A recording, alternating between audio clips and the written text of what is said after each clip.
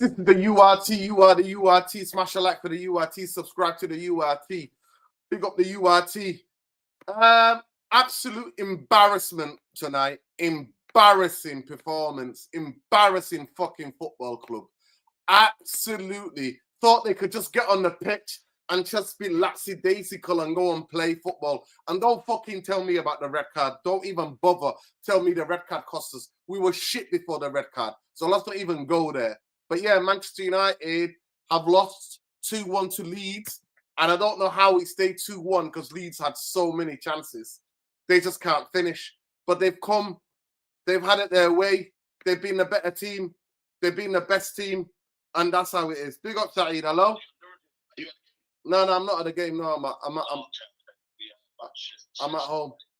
I'm at home. I'm glad I didn't go. I'm really glad I didn't go.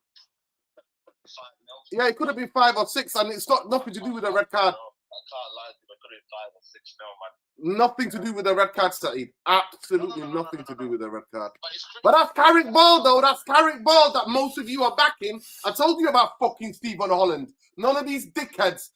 There's nowhere to be seen. They're fucking conservative, pedantic, mate.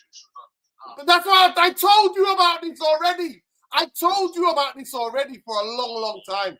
I told you about this already long time. Half-time, you make the changes at half-time. You make the changes and bring on people at half-time. I told people about this. This is a fraud. What is going on? What Ineos are putting in front of people is a fraud, and you know it. Yeah, we got away with an embarrassing 5-0. A revenge. It would have been revenge for Leeds. It would have been revenge. They by far were the better team from minute 1. By far the better team. We huffed and puffed after we went down to 10 men. But after that, that's all that was. Right. Embarrassing, people. Absolute embarrassment. Absolute embarrassment. Manchester United, embarrassment. Absolute embarrassment. That's what we're going with. That's what we're going with. Yeah, that's what we're going with, people. That is the result. Manchester United, but people kept telling me about Carrick ball. What's his name? Steve Holland. Steve Holland, like he's some sort of coaching genius. They kept telling me about Steve Holland. Oh, Steve Holland does this, Steve Holland does that. Should have bought and played people at half-time. He should have made the substitutions at half-time. But he didn't. And that's what I'm trying to say to you. That's what I'm trying to say to you guys. Where does that pragmatic approach come from? Where have you watched it? I watched England do that how many fucking times. England have been doing that. Get the F out of here with this Carrick BS. Absolute BS. We got embarrassed. It could have been 5 or 6 tonight. And thank God we had Lamens in net. Thank God we had Lamens in net. Big up, Ben. How you doing? Yeah, big up, man. Ben. Hey, by the way, congratulations to all of Ireland, man. All of the Irish people, man. Masters. Absolute history. Big up. But tonight, we saw what we are. We got bucked from minute 1. And you're all going to blame it on Ugarte. It's got nothing to do with Ugarte. If Ugarte is so shit, right? If he's so crap, why didn't they loan him out and get another midfielder loaned in? Or 2 midfielders in January? Why didn't they do it? Why is everybody parroting in the fan base? Why are they parroting Glazer Ineos talking points? We don't go in the window in January. Why? City go and do it. City go and get 2 players. 2 players. And now they're a win away, 2 wins away from being level with Arsenal, who've been leading this race all season. Let's not talk about it. Midfield, horrendous. And you know what? I said Ampadu, yeah? You know, when the last time, he got suspended. We saw him tonight. We saw that Japanese guy tonight. We got bopped. We got absolutely bopped. And Carrick and Holland had 0 fucking answers. It's got nothing to do with the red card. It's got absolutely nothing to do with the red card. We were getting bopped before that anyway. But talk to me, Ben.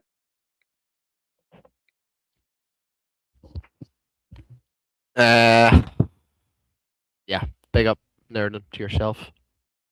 Big up the chat. Run up the likes, people. Subscribe.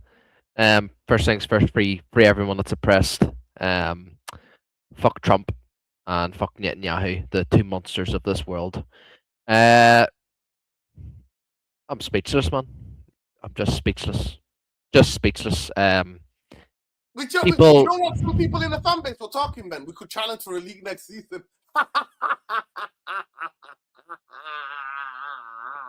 Yep. Oh, I've heard that. God. I've heard that from many people. Yeah.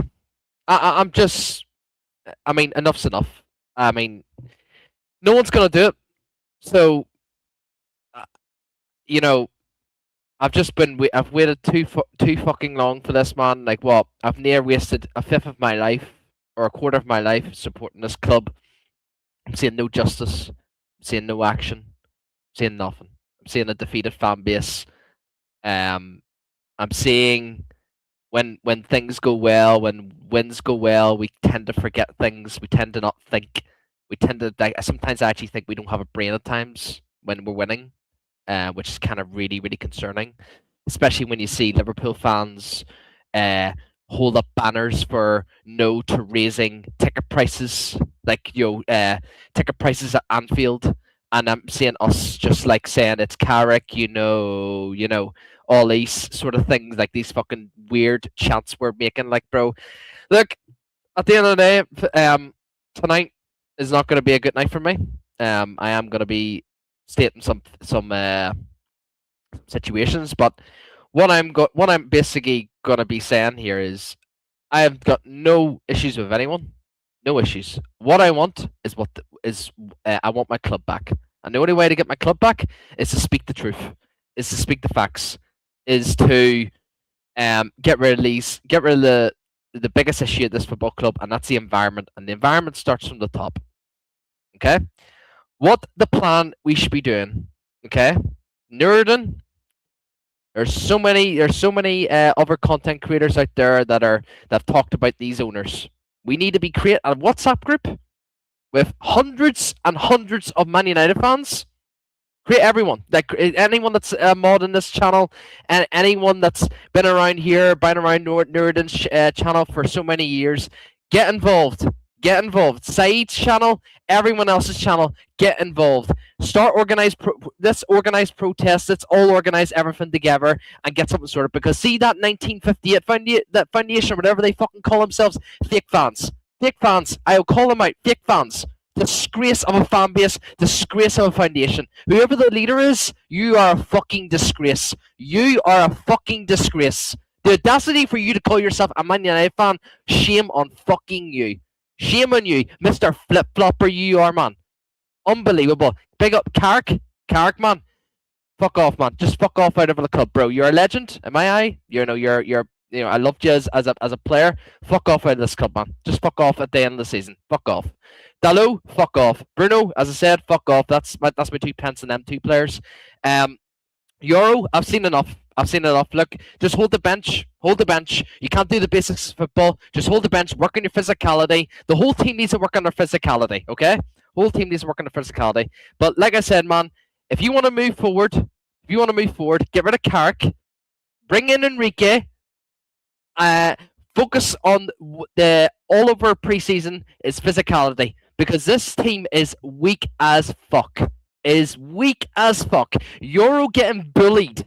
Euro getting fucking bullied. And yes, he's a youngster, but you're a fucking centre back in this modern day football. Bro, I have never in my fucking life seen a youngster. Bro, two of our centre backs in my club are very young. They're 18, 19 years of age, and one of them is like similar, bulk to Euro, but he still shows strength. The guy literally fell on the fucking ground. Like, show some strength, man. Honestly, man, like, I know I'm not going to look. I think I don't blame Euro. I blame the club, because the club has been fucking they've screwed over Euro with his developmental plan. He needs to hold the bench, and that's it. But look, I don't want to get too much on the Euro, and I don't want to get too much on these players. I've criticised these players so many times. Carrick, look, I said it so many times. Carrick's not the guy. He's not the guy. Enrique's the guy. You gotta go and get Enrique. He's out there. Go and get him. Act like a big football club, but we're not. We're not. So look, that's that. That's my 2 pence. We were fucking shy. No tactics. The difference between Amram's in-game management and Carrick's in-game management is literally non-existent. There's no difference at all. They're both the exact same. People then say, you know, oh, we deserve to be third. Like, we've been playing well. Like, you know, this and that and that. No, get the fuck out of here. We've been lucky. And you know what? See to all you bums out there that said Ten Hag got lucky in his first season for getting fourth or third. You lot are a fucking disgrace, man. Where is the energy? Where's the energy? Like, we need to keep the same energy here. Because how can you say, because see all the people that, say for example, if I called out something, right, and I said, look, Carrick's been lucky, he's third, and you say, no, we can't be saying that. Like, but I don't care about Liverpool, I don't care if Chelsea been bad. No. But see, back in Ten Hag days, see in his first season, see if anyone said, oh, Ten Hag wasn't lucky getting third or fourth, they would have just rinsed you. They would have rinsed you. Says, oh, we've been lucky because they have an agenda. They love fucking Michael Carrick. They love this guy. Because of the only thing Michael Carrick's done okay is off the ball. He's been defensively all right. Like, I wouldn't say great. It's just been basic, solid defending, like shape. Like, you know, the 11's been quite solid, but tonight was been absolutely fucking abysmal. One, like, you know, too many gaps in the midfield. Too like over wing backs, full backs not overlapping. Like I said, man, it's just, bro, we've got so many issues with this fucking football club, man. And honestly, we're not going to get anywhere until we reunite, man. And like I said, look, I'm so sorry, Nerden. I'm really sorry, but I have to speak. I have to speak on this. Side's a flip flopper. Side wants Carrick. Side, you know, he to be honest, I'll give credit to Side. He called out Ineos, but I'm sorry, man. The way he's speaking on Carrick, the way he's speaking on this recruitment for Wilcox and Barada, when the recruitment is by, like, it's basically basic recruitment. It's not good recruitment. It's not bad recruitment. It's just basic what a modern football club does. But I'm sorry, the way Said's speaking right now on this I'd rather not recruitment. talk about any other people, man. YouTubers do what they want to do. I'd rather not But talk about we need to reunite. But can we not reunite? No, Nerdin. Like, my question is, right? Forget about all that. Can we not like regroup? Like, say, you know, obviously everybody has their right to have their opinion. For me, people are telling me we're going to challenge for elite next season. Include Said. Said said that as well. And there's others. They don't have a clue, mate. But we need to. He should have made the fucking subs at halftime. Halftime, the subs were there to be made. He didn't make the subs. And this idea about Ugarte, who's keeping Ugarte at the club? If Ugarte is so bad, who's keeping him there? Who's keeping him? Ineos and Glazers. Is he there without Ineos and Glazers? Carrick don't fancy him. Why? Carrick was here, and it was still January. Why didn't they go and get another midfielder or two? But forget about that, Nerd. Like, forget about all this recruitment shit. We just need to get rid of them. We just need to get rid of them. The talk is done. The talk's done. I know, bro. I know. But the fan base is too cowardly. We're not like the Liverpool fans. Let's have it right here. We're nowhere near like the Liverpool fans. When the majority of Manchester United fans are middle class or super middle class fans. There's only maybe 20,000 working class people who support Manchester United. And if it's up to them, the Glazers will be gone. But they've got mouths to feed. They've got families. Yeah, I mean, I don't know, man. I don't know. I'm just lost of words, man. I'm just lost of words. Let's analyze the game. It's shocking, bro. Shocking. Absolutely shocking. Well, there's no tactics at all. Nerd, tell me the difference apart from 5 at the back. Tell me the difference right now on the ball between Michael Carrick and Ruben Amram. There's no difference at all. Apart from off the ball, we're actually compact. But apart from that, there's no difference. I don't see anything. We're just keeping the ball, and that's it, man. Long Ball FC is back, people. It's back. I'm sorry, man. There's no difference at all, man. And I can't believe people are saying fucking Man United are going to challenge for the league title. Oh, man. We are fucking clueless, bro. We are clueless. Do you know what, man? There's some days I looked at myself, I looked in my mirror, and I said, do you know what, man? I support two clubs, Celtic and Man United. More, I honestly think I should focus more on Celtic than Man United this rate, man, because we at least speak the truth. We don't accept anyone who's fucking racist at our club. We don't accept anyone who's racist at our club. Ridiculous, bro. I can't believe we're actually accepting a racist man at this club, man. And I know you're gonna say racism is everywhere, man, but I'm sorry, bro. It's just nowhere near good enough. We are every person who backs Michael Carrick is shielding Ineos and Glazers, bro. I'm sorry, you lot are shielding these fucking vultures, bro. You lot are shielding them. I'm sorry, man. You know, people are gonna. I mean, people are gonna cook me in the chat by saying Ben's being way too harsh, man. Like, get over it, man. Like, I mean, there it is. There, go support Celtic. We won't miss you here. Do you know what, man? You're gonna be what? Go and support Man United next 40 years, bro. And I guarantee you won't see another Prem title or Champions League title with these fucking bastards of our greedy fucking honestly fucking family, man. Honestly, and this racist Ratcliffe, bro. Disgrace, man. Northern, there's just nothing to talk about with this fucking game, bro. I seen what I've been seeing over this last decade. I've said it to you, Northern. I've said it to you many times. People complain about Ruben Amorim's system. Why are we playing a two-man midfield? Carrick, we're playing a two-man midfield. Eric Ten Hag, we're playing a two-man midfield. Ole Gunnar Solskjaer, when he got the permanent job, why are we playing a two-man midfield? Van Gaal, at least he had some decency and play a three-man midfield. Jose Mourinho, two-man midfield. Brother, I seen Ugarte as a centre-back tonight. Bro, do you know what this reminds me of? Do you remember McTominay was a centre-back when under Jose Mourinho? That actually brought back memories, man. Nightmares, actually fucking nightmares. And I remember, Nerdin, I watched your fan cam. You said, oh my God, I've just seen McTominay, Jose Mourinho put McTominay as a centre-back. And not one fucking substitute until 70th minute. Not even bringing on Xerxes. Not even bringing on Xerxes. He needs to leave for his own good. We are a disgrace, man. Do you know what? We can say about Arsenal bottling the title is fucking fabulous. We can say Spurs getting relegated is amazing because, expressions, you know what he's like. He's funny. He's a funny man. But we, honestly, I don't know what's worse. Spurs getting relegated, Arsenal bottling the league title, or us keeping the Glazers on top of that. And a bonus, by the way, a racist man at this football club for 20 years for the Glazers, plus a 1.5 year for whatever it is for Ineos, man. What's worse? I'll let you answer that, Nerdin. What is worse? Arsenal bottling the league, Spurs getting relegated, or us keeping these vultures for 20 years? Answer that, please. I talk about us keeping these vultures. Yep. And adding more, having another vultures join the club to take the piss out of the football club. But we are where we are, people. What do you think of the Luwani's about? What did you think of the first half, Nerdin? What did you think of the first half? It was shocking. It was fucking shocking. Big up to Khalees from Erin Lassie. Big up to Khalees from Erin Lassie. Make sure you check him out. Chief Editor United Real Therapy. Make sure you check him out. Big up Khalees, man. Every time, man. Khalees from Erin Lassie. Make sure you check him out. Luwani, we were worried about you, bro. We've not seen you. I'm glad you had a nice holiday, though. I hope you're well. Sending love. Yes. Obviously, you live in a mad place. We all live in a mad world. But I hope you're well. Please tell me about that first half and about Carrick ball. Big up, Luwani. Big up, guys. Hi, Therapy. I mean, salute to you, Nuruddin. Ben, I miss you guys.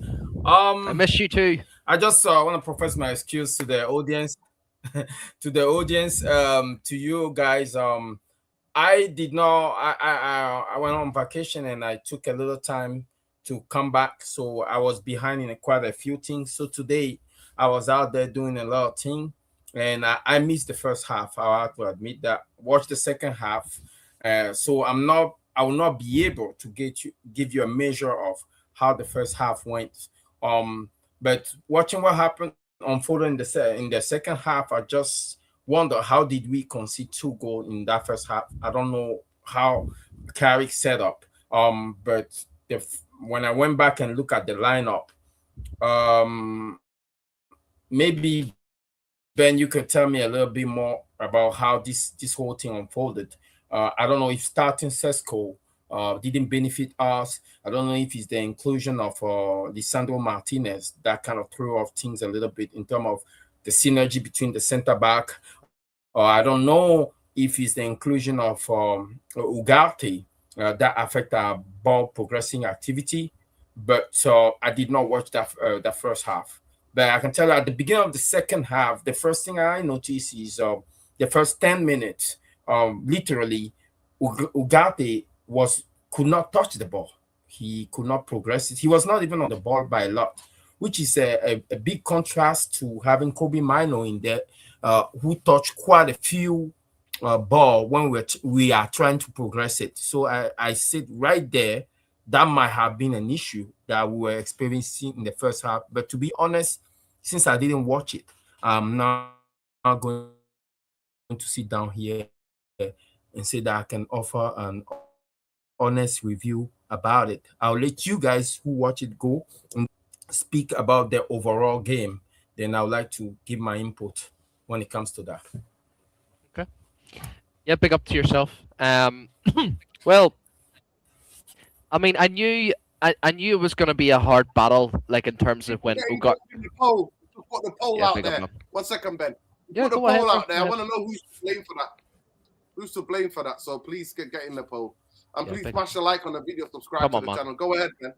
Yeah, I think I knew instantly when Ugarte was starting. I knew it was going to be a difficult game, but at the same time, we're against Leeds. We should be taking the game to them because we're at home. The crowd's going to get behind us. Like obviously, Chelsea dropped points.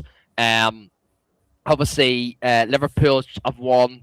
Villa, I don't know how Villa got on yesterday. I can't remember. Please let me know in the chat. Anyways, I completely forgot. But look, the pressure was on us. Like we needed to make a statement today. I think Ugarte's starting was going to be difficult to actually control the midfield as well. But I think the biggest issue was the fullbacks.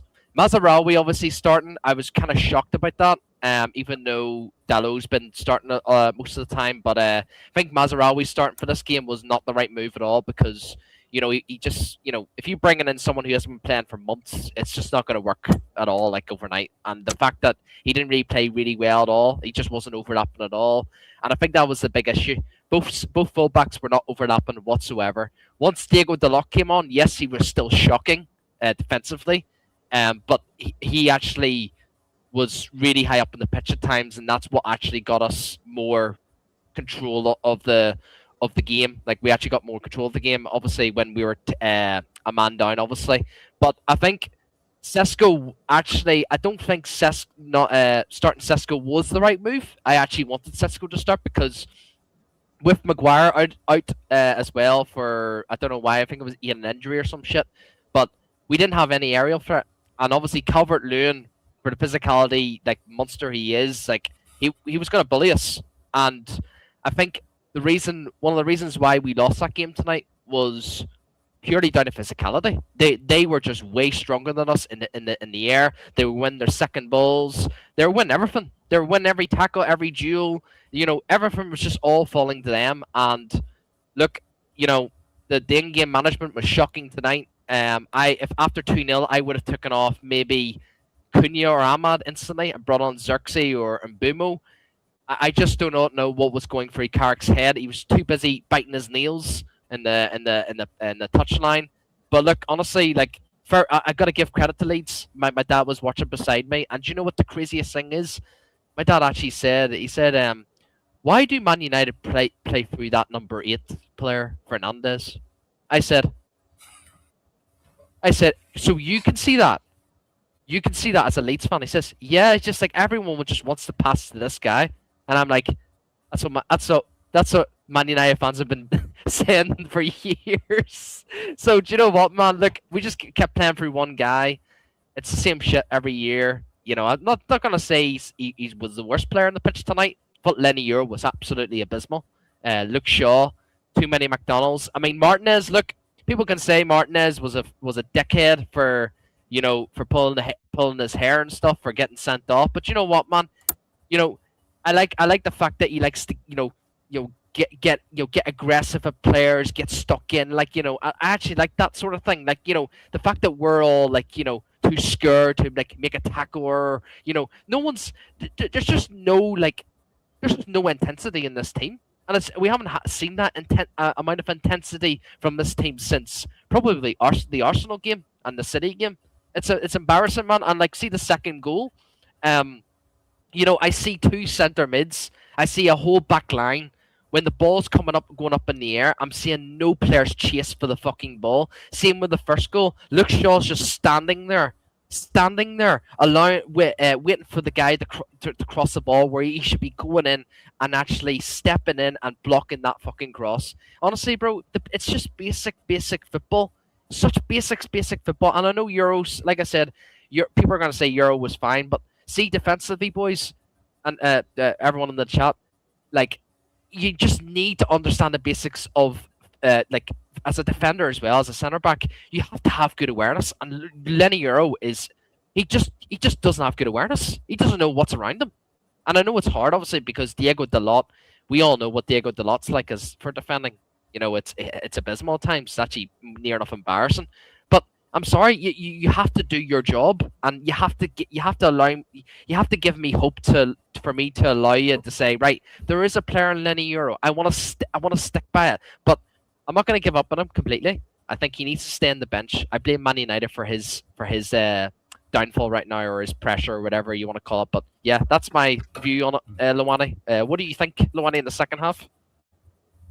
Um, you see, in light of what you just said right now, I think that when I came in after the first half, I heard the journalist saying that it's not only the fact that we conceded 2 goals. It looked like Leeds managed us very well and they played a good game, right? For me, it's not something you should be hearing from journalists at halftime when you are playing an arch rival such as Leeds at home, and you are playing for literally 4th place. That means there is an outcome in the game for us. And I'm not gonna say that Leeds is not a bad Premier League football team, because there's no such a thing as a bad Premier League football team. But that's still a team in relegation battle.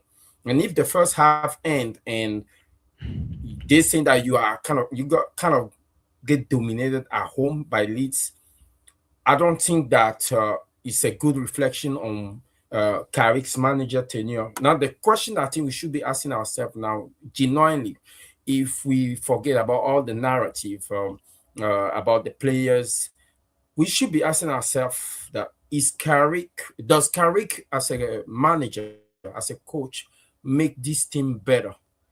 That's the question I'm asking right now. The second half cannot put any tactical analysis into it in terms of we were playing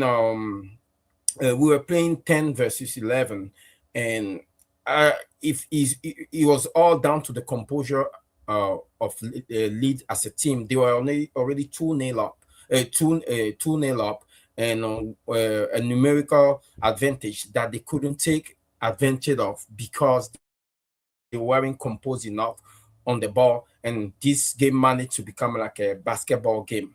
But in general, my whole perception of this game is, how did Carrick improve us as a manager? And I still can answer that question. For everybody that says that they will still stick with Carrick over coaches like Iraola, the Fulham coach, or Glasner, he haven't proven us anything. Carrick is essentially like a pilot that's able to just fly in VFR mode, and then when he have to fly instrument because he can use the mark or the weather is bad, he can't do it. Because so far, everybody that came in, every coach that came after that Newcastle game, even a couple of games before, essentially outplay us tactically. And that is where this is being coming. And now everything is in question now, So yeah, I mean, yeah, go ahead, nerd. Go ahead. You're mute. You're mute, bro. Yeah, we can't hear you.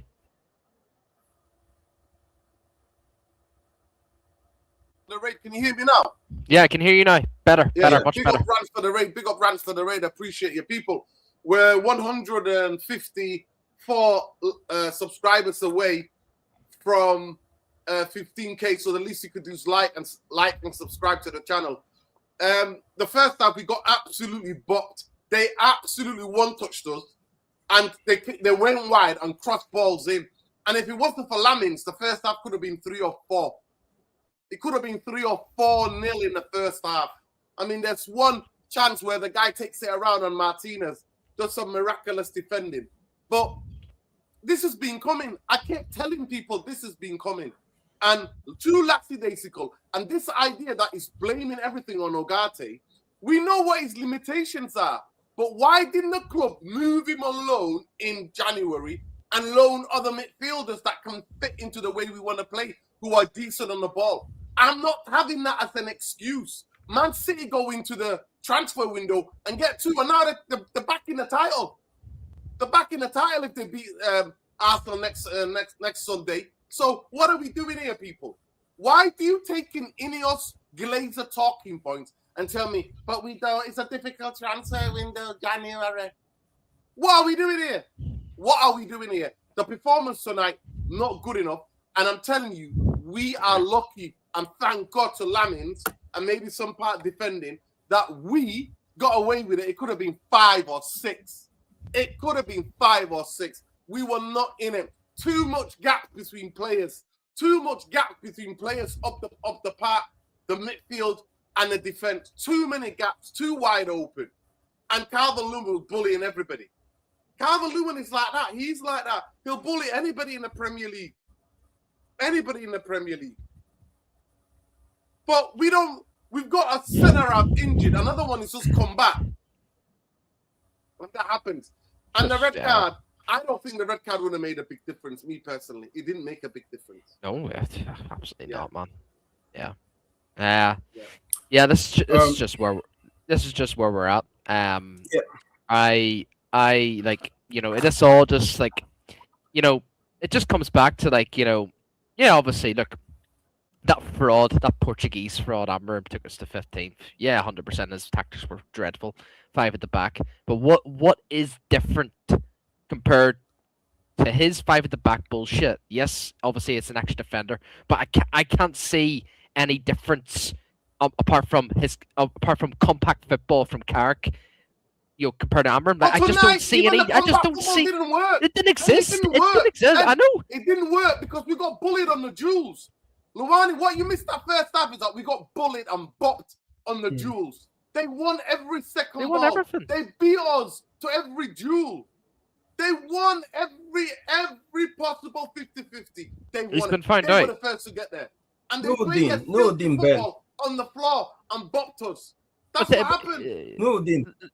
No, Dean Ben. What I notice is that when we come against a team that offers a little fight and a little structure, not necessarily quality, just a little fight and a little structure. That's what I'm saying. That's what I'm saying. Like a little structure. The structure is the way they move the ball. Once we come against a team like that, we seem to struggle. That's why I'm genuinely asking myself, if we look beyond the quality that we think we have on the pitch, that can make a difference in moments. And when we offer a fight, we can put pressure clearly on teams, right? Like we did today, playing at 10 men. What did Carrick bring us in terms of structure that we can take from one game to another? I still can't see that, and that's what I'm worried about. Most of the team that I've seen play in the Premier League, it looked like we overestimate the ability of center backs to progress the ball. That's why everybody is asking for Lisandro Martinez, how much he's missed in the lineup and blah, blah, blah. But the reality is that in the Premier League, you still want to progress the ball. You still need to go through your DMs, whether you play in a single pivot or a double pivot. But the question, I've seen many teams in the Premier League now, if they're playing like City, if they're playing with a single DM, they play with 2-8. Or if they're playing with a single DM, they play with 2 10s. Or they have people in that midfield that can progress the ball. They don't necessarily rely on their center back. But when I look at us, it's almost like we have 3 midfielders in Ugarte today, Casemiro and Bruno, for example, right? And it's almost like we play like a linear. at the point when you look at our midfielder, it's almost like they are linear. Bruno is nowhere to be found. He's way up there playing in a 10. Casemiro is in the middle as a single 8 today, which I didn't understand because we know Casemiro doesn't have legs. So why would you put him right there in the middle instead of putting him at the beginning to progress the ball? And then you put Ugarte as a progressor, the first person the defense will pass to. Why we know that he doesn't even have a first touch. He cannot break the line with any that fundamentally. As soon as I saw that, I thought that's a fundamental flaw in Carrick's identification of the ability of his players.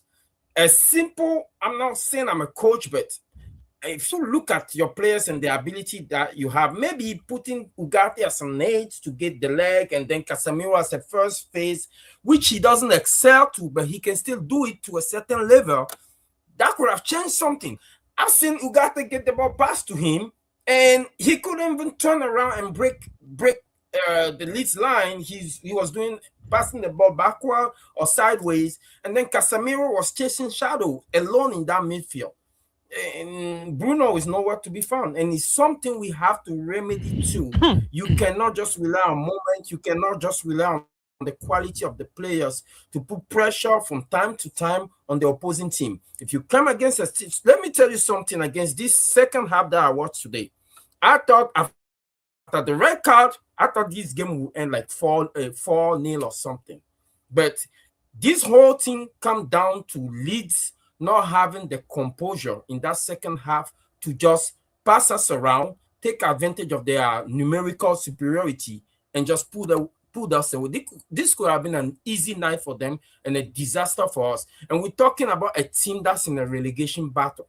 People, if we want to be a serious contender for top 4 or challenging next year, which some people are already getting giddy about, we need to do better. Yeah. Go ahead, get the super chat. Rashid, big up, brother. Long time no see. Nuruddin, my brother, are you officially Carrick out? Listen, I never get involved in manager in, manager out. Manchester United have more problems with the ownership and the structure of this football club than any coach. Manchester United have more problems than a manager in, manager out. But the bullshit I'm calling out is the overhyping of some sort of tactical genius, Carrick and Hollander. Holland was part of England for 10 years. England were dog shite. England's football was dog shite. Anytime they come up against any decent team, got found out for what they were. So this is what I'm against. I'm against the overhyping of Carrick. That's what I'm up against. Yeah. No big difference from Ole for me. No big difference from Ole Gunnar Solskjaer. No big difference. And nothing that can be sustained.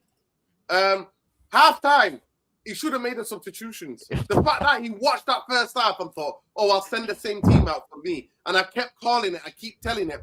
I keep telling he's hammering in disguise. Big time for me. You have to have proactive coaches. People who are going to be proactive. And unfortunately, we don't have that as a coach. And I called it out. And some of the fan base kept telling me, nah, you need to calm down. You need to calm down. Listen, there's still nearly 500 of you in here. Please, let's get to 200 likes. And more importantly, subscribe to the channel. We're shadow banned because we stand against oppression and dehumanization and war and brutality and abuse that's going on. Human abuse that's going on in this world. So please, if you're against the Epstein class, like the video. If you support the Epstein class, do not like the video. Simple as that. But yeah, the first half for me, the fact that Michael Carrick did not have anything in his diet to think that he needs to make a change. And the fact that we were just pack the midfield, play Bruno as a striker, take Sesko off, play Bruno as a striker if you want. I wouldn't have. Pack the midfield. No. I don't care, Ben. Don't get exposed in the middle. We were getting exposed in the middle far too long. But even after 2-0, but yeah. Do not, like you said, like Luwani said, you're keeping the guy who's got 0 legs in the midfield by himself. Yeah, true. It's simple. It's shocking. It's absolutely shocking. Yeah, absolutely shocking. I'd just like to come back on what Luwani. Yes. Oh, go ahead. Go ahead. No, go ahead, go. Oh yeah. No. Then I even wanted to try to get over the fact that we blame individual players for their performances. Just trying to look at Carrick in general and see what does he bring to our team structurally. How do we progress the ball?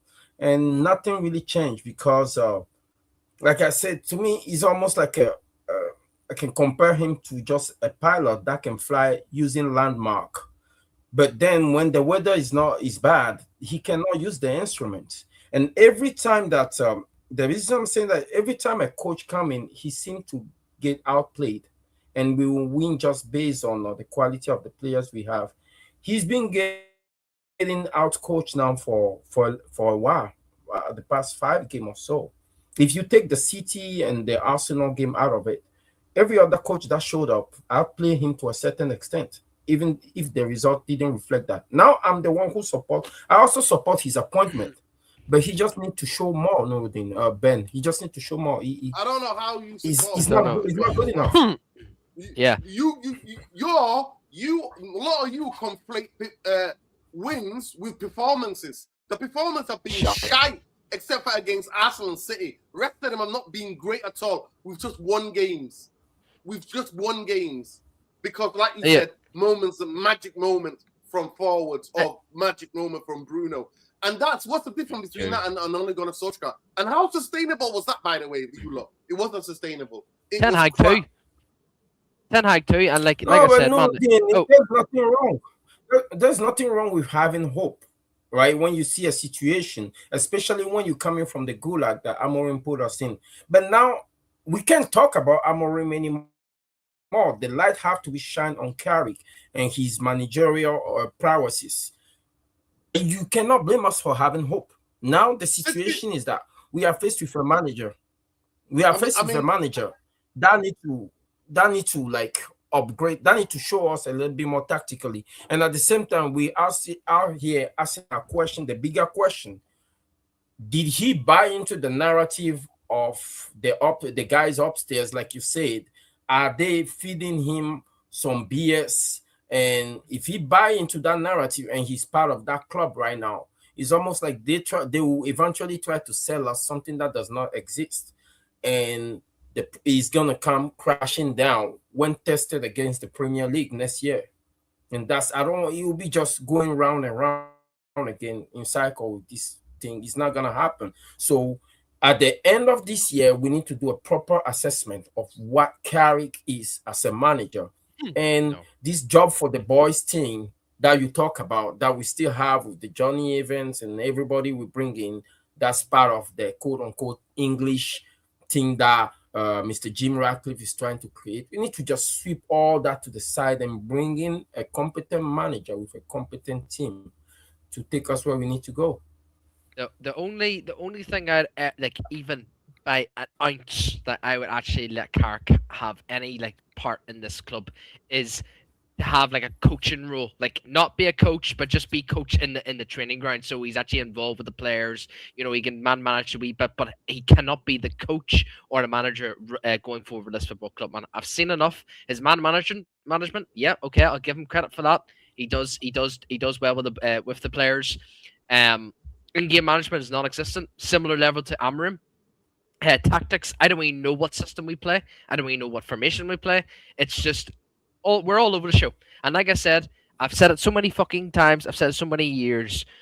We need to stop saying that we play with 3 midfielders. We do not play with 3 midfielders. Ruben Amorim, we all got on the Ruben Amorim. We all got on the Ten Hag with his 3-1-6. We all got on to Ole Gunnar Solskjaer with this fucking like single pivot bullshit. We still play with 2 midfielders. Regardless if we're playing on the ball or off the ball, we still play with 2 midfielders. So the issue is still here, even after Amorim leaving. So we still have this fucking issue. So why can't Carrick have the decency to, yes, we have been doing well in terms of off the ball at times. Tonight was a shocker. We'll forget about tonight. Complete shocker. But why can't Carrick not say right here, do you know what? I'm sick of this playing this at number 10 and 2 holdings. Why can't we just play off that 3? Like every other modern football club does now. PSG, all this. And then you mentioned City, Luani. You mentioned all these fucking football clubs. But the thing is that the reason why City control the game so well with Rodri being the single pivot at times, because they play a flat three as well. The reason why they control games so well is because their fullbacks, they act like midfielders as well. They actually invert as well, and they help out as well. So why, yes, we have tried it with Ten Hag, with Diego Dalot coming in as a centre mid and helping Casemiro at times. But the thing is, Diego Dalot is not a footballer. Luke Shaw is not a footballer. He's at McDonald's. He's an employee of McDonald's, not Man United Football Club. So look, we have got some serious shit going on right now. Yes, we go on about the midfield. We go on about the midfield.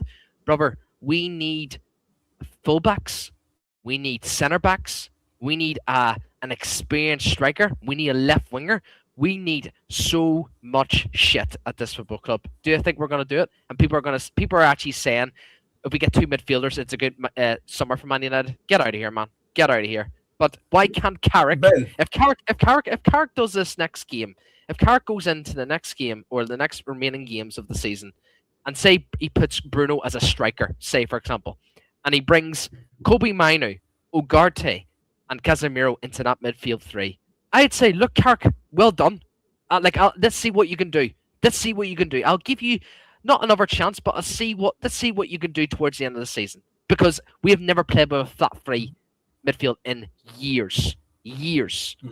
What I just don't understand this narrative that we have to play a number 10. I just don't understand. We need to get this in our heads, people. We play with 2 midfielders. People say number 10 is a midfielder. He is not a midfielder. Mason Mount as well, when he plays in the number 10, not a midfielder. He doesn't act like a midfielder. We play with 2 midfielders and that's it. But yeah, that's my view, man. Listen, at the end of the day, Ben, I kind of disagree a little bit. Tonight we got done on the physicality. We got done on the duels. We got done on the duels. We got done when it came to football, playing one-touch football and spreading the play. And they actually played the system perfectly. They play 3-4-3. That's what they play. And they played it better than any team I've seen in a long, long time. And in the second half, when it went at 10 men, they kept the ball better than us and they boxed us right, left, and center.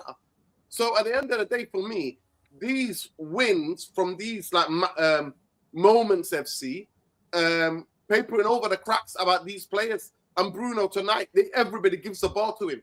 I don't want a fucking team where you give the ball to one player. I don't want a team. Most of you are so fucking thick in the fan base. I don't know what I was saying.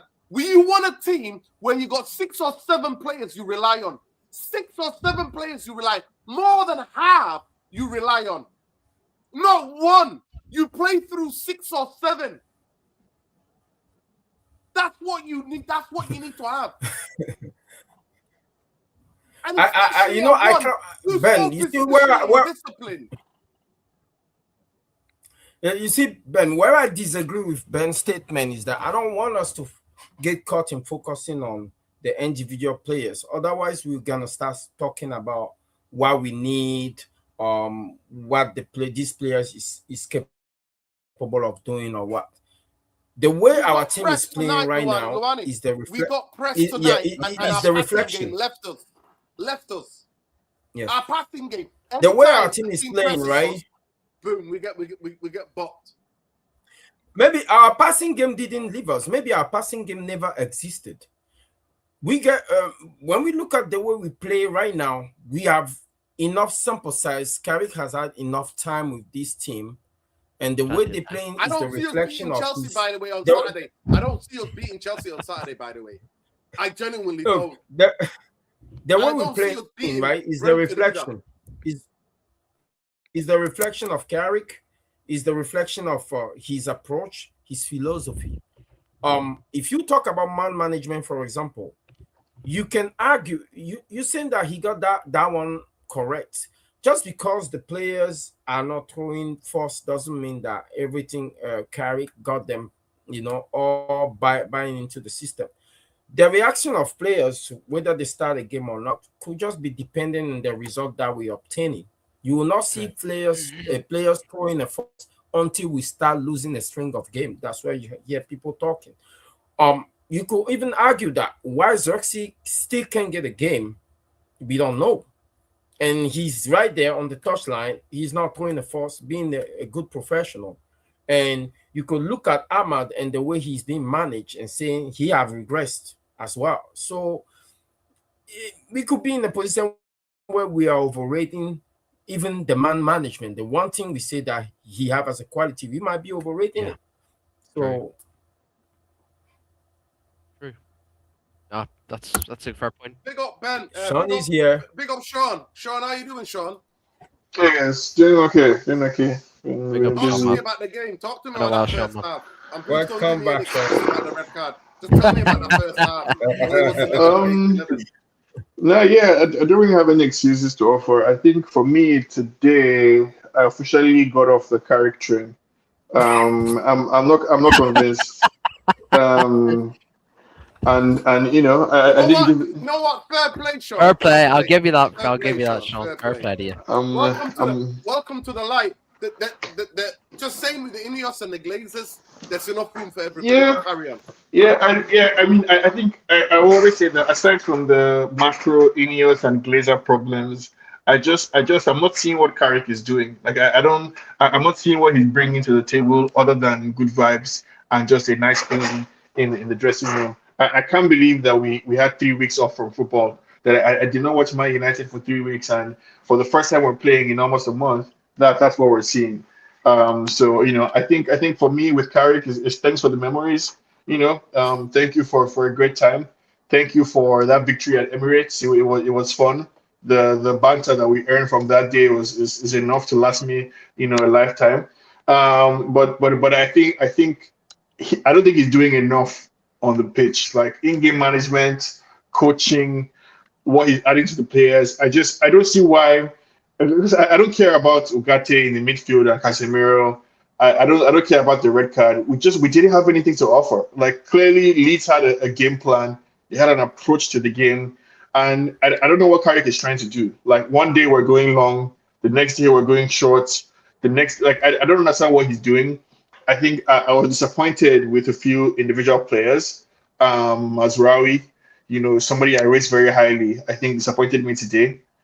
Lenny Euro, oh my God, that's a story for another day. But to me, Euro still has a lot to learn or to get to. There's still a problem, in my opinion, with our attack. You know, when we're good, when they're linking up, sure, but they don't put pressure on opposing defenses. Midfield looked disjointed. Casemiro is Casemiro, so he can hit a 30-yard pass across the field, not in doubt. But he doesn't have the legs, and the midfield is not coordinated. So honestly, like I'm glad that we may have built in enough of a buffer, and the other team in the league are just too poor. So maybe Champions League is a guarantee. Maybe that's a guarantee. But I've seen enough from Carrick. I'm not interested. You know, thank you for the good times. Get me an actual manager in the summer. Fair play. Big up, Sean. Big up, Sean. Big up, Sean. Yeah. I mean, the vibes, isn't it? It's the vibes. Yeah, vibes are run out. Vibes. Yeah, the vibes. Yeah, the vibes. But that's what I always said. The vibes are never sustainable. They're never sustainable. Vibe. No, but you don't think that, like, if you want to run on vibes, right? I think to an extent you do need some vibes, but I think you need a manager to have better decision making, right? So for the very fact that we came out second half with the exact same lineup was already a red flag. Like, what are you watching in the game? Where is Xerxes, right? Every time I've seen Xerxes play, he looks hungry, he looks sharp. Where is he on the pitch, right? Why aren't you like? I just don't want to understand. remind you, Sean. I want to remind you, it was his instant impact in the corresponding fixture For in Amram's January game. that got us back in the game that set Cunha through, and Cunha scored. I'm just putting Yeah, it out no, there. yeah. I don't. I think this Carrick stuff, right? The vibes I think are I'm okay with vibes. Like the way I think about football, I think vibes are important. But you need to pair the vibes with a kind of ruthlessness as a manager. Like you need to be, your decision making needs to be a lot more. And I just don't. I'm not seeing it in Carrick, right? Like we're supposed to be moving. We're supposed to be moving with confidence. Like so, against Chelsea next weekend. I don't know what's going to happen because Chelsea are I shit, think we're gonna get beat on but Saturday. we are shit too. Yeah, but I'll we be shocked. I mean, I think the thing that is giving me hope is that Chelsea are just really poor. Like they're a poor team. They're not in good form, so they are there for the taking. But I know it's going to be difficult for us because everything is difficult for us. And so like Carrick doesn't give me any when I look at Europe. Even if we qualify for Champions League, when I look at Europe, when I look at the kind of decision making that I need from a manager, I'm not I getting it called from it out Carrick. early, Sean. I called it Go. out against West Ham. I called it out. Big up to Nick Nash says, hopefully Maine's back. Listen, I'm not counting on Maine's being back. I Oh, said sign a midfielder in January. I said sign a midfielder. I said we're one We suspension won't. or one injury away from the season being a disaster. And Brentford after that, Sean, it's not going to be an easy game either. Yeah, And yeah. Brentford after that, it's not going to be an easy game. Even if Mino comes back, right? Like, what I don't like the fact that like the only way this Carrick style seems to work is if we're playing on the counter, right? Say what you want about Amorim, but at least he had an approach to playing football True. that needed system. So if you want to be a vibes guy, if you want to be Ancelotti, or you want to just be, you have the Midas touch, you need to actually have the Midas touch. Like, you need to be ruthless with your decision making, be more intelligent with your choices, be braver in the game to affect the game. But like, I'm just like, when I look at this game today, after not watching Man United for 3 weeks, we didn't play football for almost a month, and this is what we're doing after 3 weeks of training. To me, there's nothing to be gotten from this Carrick experiment other than thanks for the memories, right? It was really fun. It was a great time this end of the season. I'm not that upset at the loss today, and we've had fun, but it's all good. Thank you, Carrick. See you sometime in the future. That's where I am. Yeah, big up Irfan, big up Sean. Nice to see you, Sean. Not seen you for a long time, Luwani. Not seen you for a long time. Irfan, how did you see that? The enemy, it was the battle of the roses tonight, and the enemy have come. And you know what? It could have been 5 or 6. They missed 4 big chances. 4 big chances. These are like clear chances. 4 big chances they missed. And if they would have converted that, it could have been 5 or 6. It would have been embarrassing. And to me, I don't want to hear anything about the red card. It is what it is. But for me, why didn't Carrick change it at halftime? Why didn't he watch that first half and not think need to change it at halftime? I don't get it. Well, remember, Nuruddin, what was your prediction yesterday? What did you say? 2-1. You said we'd win 2-1, didn't you? Yeah. I said we'd draw 1-1. Yeah. I said my worry with this team is a sluggish. And by the way, let me qualify it. I said because Leeds away from home are horrendous. Horrendous, yeah, they're horrendous. Absolutely shocking. Yeah, and I calculated our home form has been really good, and their away record. That's where my judgment on the score went. But what did I say? And I also said they'll sit back and defend. No, they didn't. No, they came out straight on the. No, I said yesterday they wouldn't do that, because I said yesterday, if I go back everyone yesterday's match preview. I said the problem with Man United, they play beach football. They're coasting. They've got too many players that are comfortable with the wages and playing for Man United. They think they're promised land. I said, all you need to do against United, right, especially after a 3-week break, even a 2-week break, is you get at them like a fast Sunday League team or a good Championship team, and you can get this team. And my God, was I right in that first half? My God, they were like Nuruddin. They were still on the beach.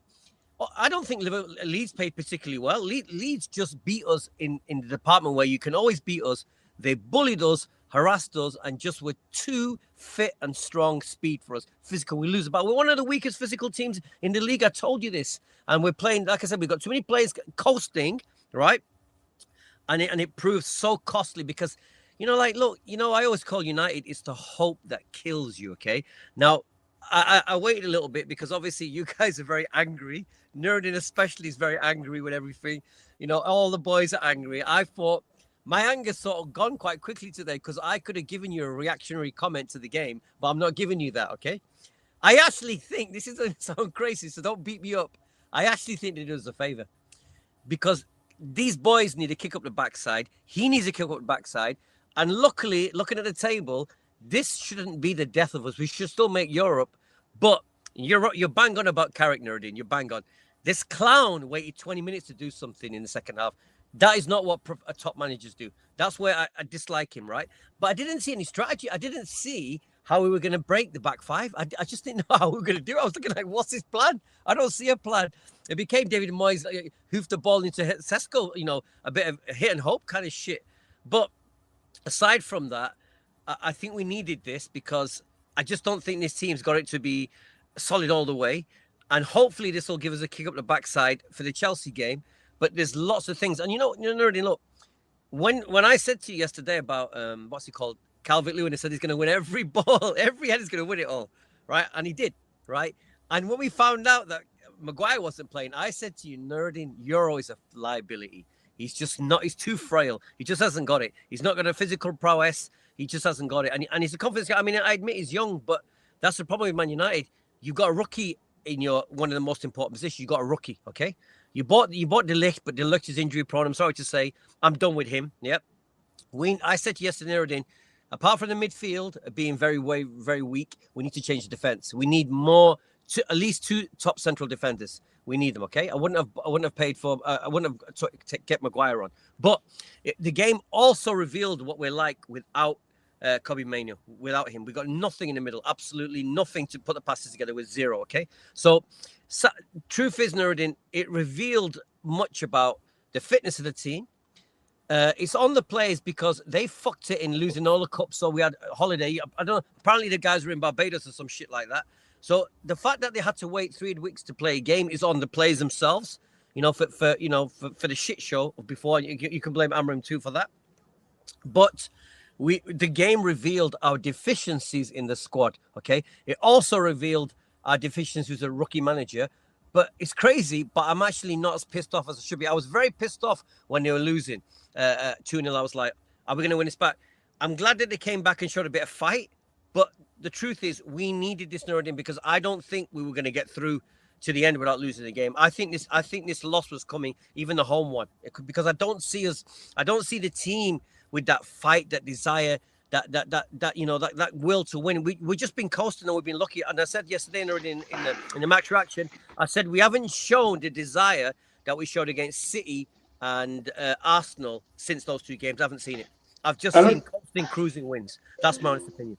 I don't think I agree with the lack of desire, right? I think if anything, there's too much desire in this team, right? And that's showing up as rushed passes, as long balls instead of coming down to play football.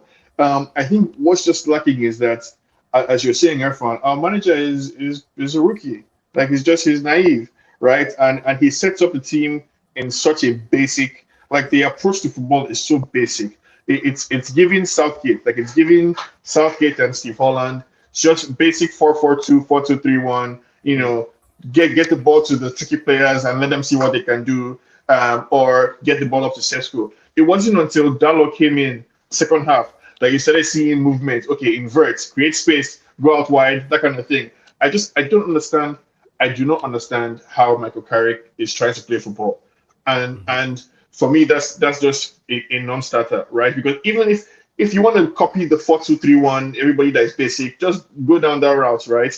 But it's not about energy to me. I think it's just the players don't like. I just don't see what it is that they're trying to do. Like we don't have. Sean, I'm sorry, I disagree. That's right. No.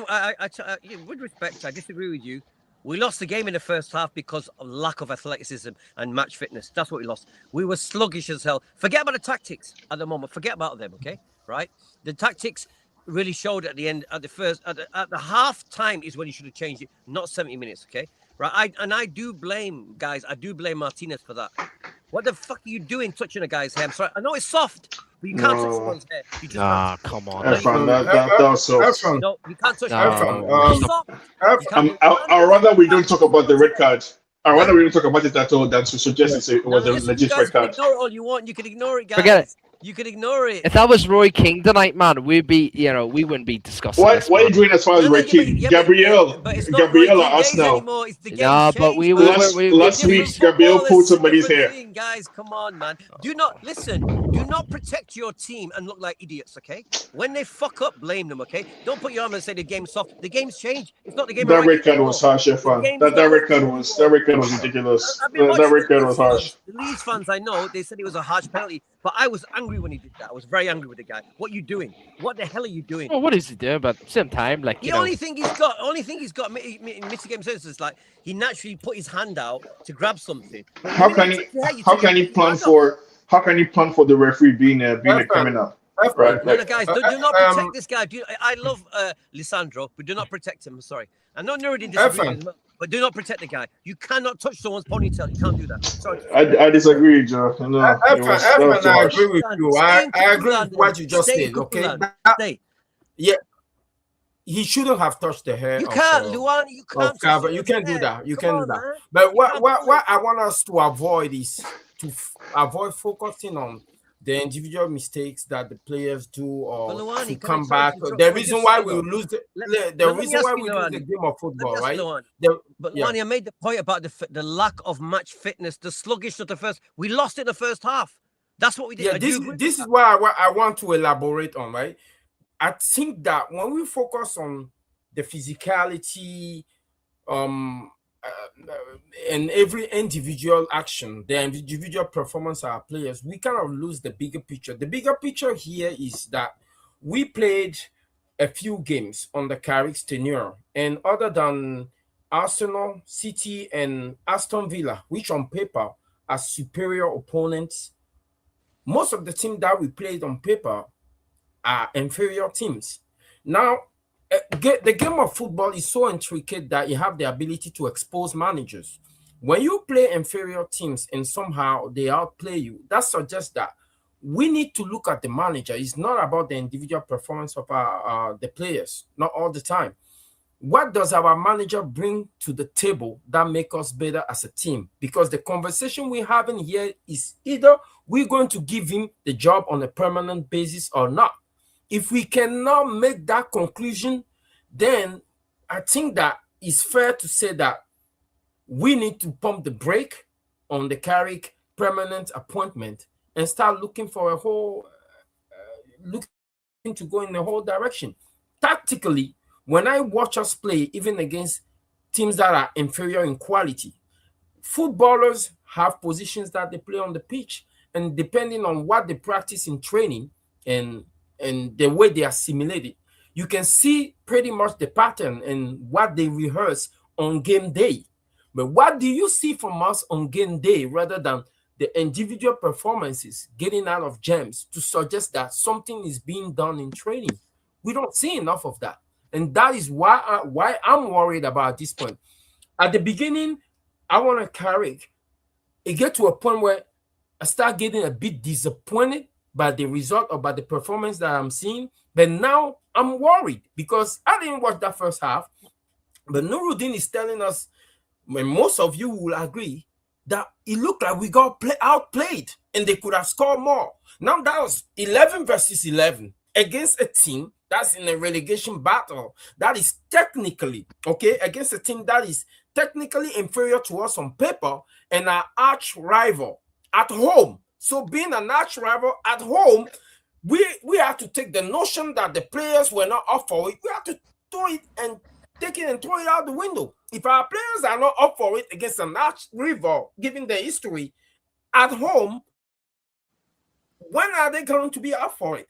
So that suggests there's something else that's happening below the surface in terms of what Carrick brings to us tactically that we're not discussing here. I'm with you, Luani, 100%. I don't buy that the players we're not fit, like physically fit. I don't buy that they're not motivated or anything. I just think, and many people have been making the same point. I think if you ask Nuruddin, he would say he had making the points since West Ham. But the simple truth is that after the high of the City and the Arsenal game, we've been running on vibes. Like we've been scoring, we've been winning games, but the quality of the performances have slowly deteriorated. right? And I am the first person who will tell you that I'm okay with winning without performances, right? But that's as long as you continue to win. You have to continue to win. You have to continue to deliver that X factor, that magic touch, that critical decision making at a particular point in time. But I just like today, I don't understand. Like I haven't been as concerned with Carrick as I am today. That it was very concerning, honestly. The way we set up, the way the team played. Like we've been playing Leeds. We've been playing Leeds for a long time, right? Even with McFred in midfield, you cannot convince me that a back four of McFred and Lindelof and Maguire behind them is worse than this team that we had today. I don't buy it. You can't tell me that that square with De Gea behind them as well or Onana is worse than what we had today. And we used to handle Leeds. We used to manhandle them all over the place. So I just feel win, like Sean. It's the first win since 1981. no, exactly right. So I just think the team. And I mean, I like Carrick. He's a cool guy. He's a cool guy. He's a calm guy.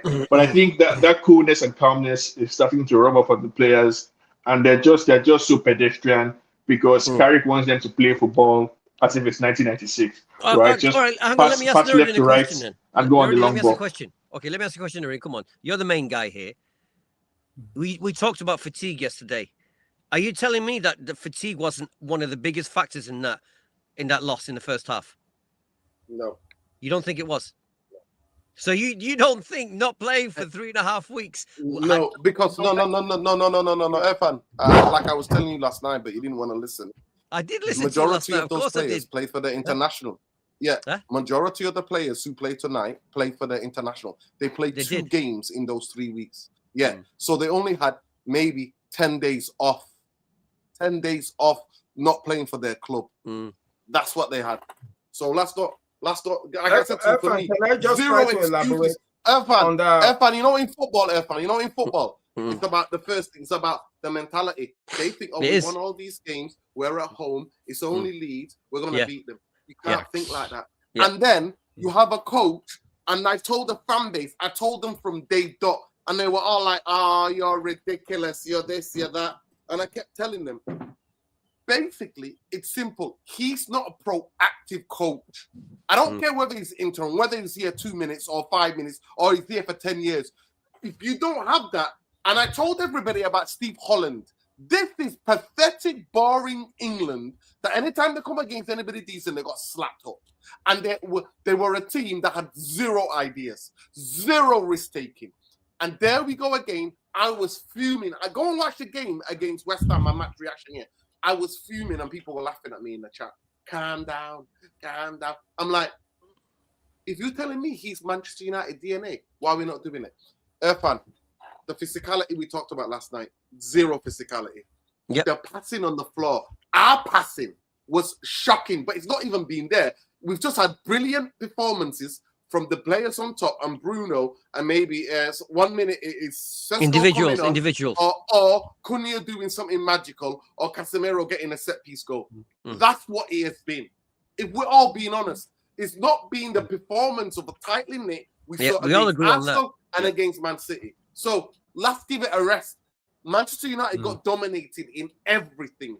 They were first to everything, every ball. Irfan, if you are knowing, if you understand football and you have the experience like Casemiro and these guys, Bruno, you think, oh, Calvert-Lewin, I've watched him enough. I've seen him enough. You know what we're going to do? We're not going to leave Euro alone with him. We're going to put one person in front, right? When they get the corners and the goal kicks, we'll put one person in front and give Lone Euro a bit more opportunity so that he's a bit more handful. And we'll get around him so we pick up the second ball.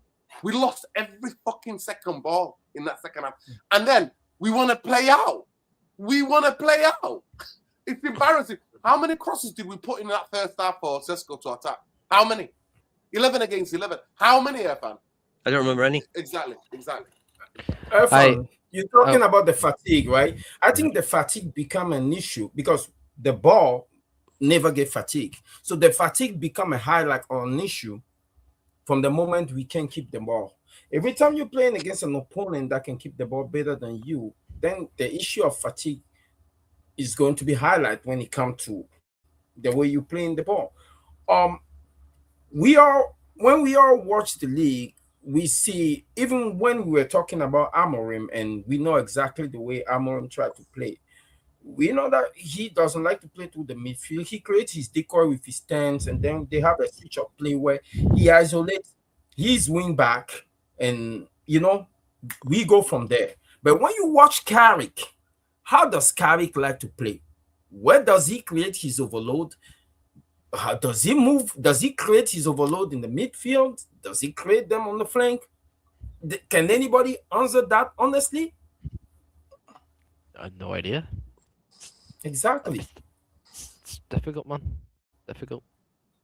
Nah, just no, but they were up for it though. You have to admit, guys, they were up for it. They were up for with his game, and we weren't. Well, they were, yeah. They were definitely up for this game. Let's not kid ourselves, okay? They're fun. They're 45 minutes away from us. Yeah. 45 minutes away.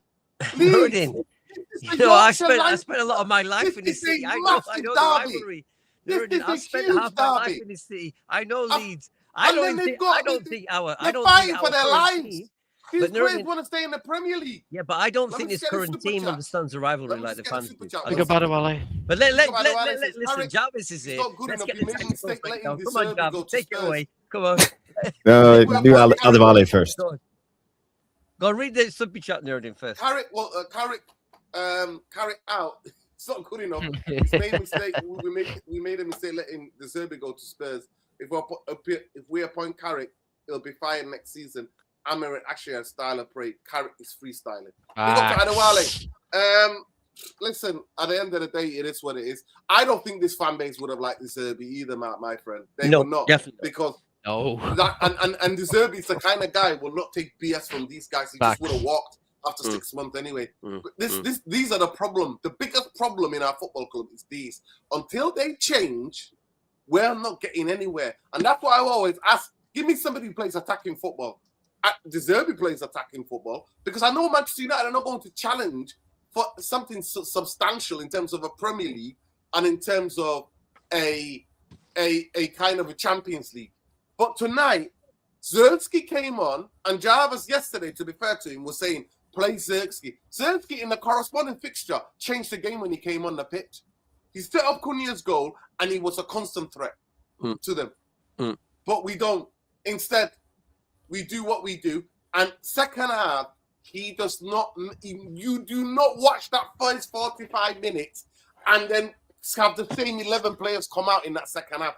It's a travesty. It's a fucking travesty. And I warned majority of you against West Ham, and most of you said I was what was that? Some people in the chat, what are they calling me? You're overreacting. We got a draw. Yeah. Tonight, Leeds missed 4 big chances. Jarvis, how did you see the game? Because from my point of view, they absolutely exposed us. Left the 3 at the back. Yeah. Obviously, Sesko got isolated. Ahmad and Cunha not close enough to him when we moved the ball up to him. Then they used their wing backs. Then the 2 number 10s came up the pitch. So they almost kind of had the square shape of a midfield, outnumbered. Casemiro, who's got no fucking legs whatsoever, and Ugarte, who's horrendous on the ball, and whose fault is that? Ineos and Glaciers and Carrick as well, because everybody and Ghanaian can see he's not the guy. So send him out on loan and go on loan midfielders till the end of the season. But they don't want to do that. The idea that you're letting Calvert-Lewin, who's been around this Premier League, who bullies seasoned in, seasoned out centre-backs from Man City from Arsenal, he battles everybody. We lift him alone with Euro, shows me the naivety. All Casemiro had to do is stand in front of Euro. Stand in front of Calvert-Lewin and put him up and help Euro out. And they used the wing-backs to push back our full-backs in that first half, and they bopped us off the fucking park. And every second ball, they were first. Every recovery, they were the first to get it. And Bruno just started whacking balls out to fucking no one. Casemiro started doing the same. Yeah. So tactically outthought then, Nuruddin. Tactically outthought. Well, 100% from minute one. But guys, it doesn't matter. We could put up whatever tactic we wanted, but if the players are lazy, they were all Okay, they were all tan coming to this game.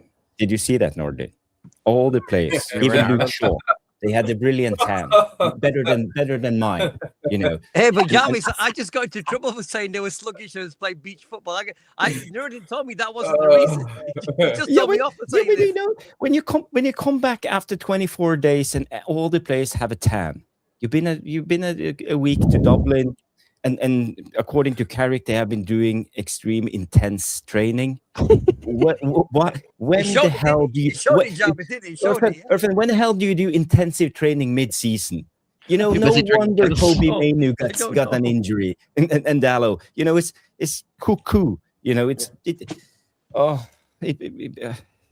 don't get me going on the players, because again, you know, this is Man United, and give us you know, your reasons why. Yeah. It makes me realize that we don't need a manager like Carrick. We don't need a yes man.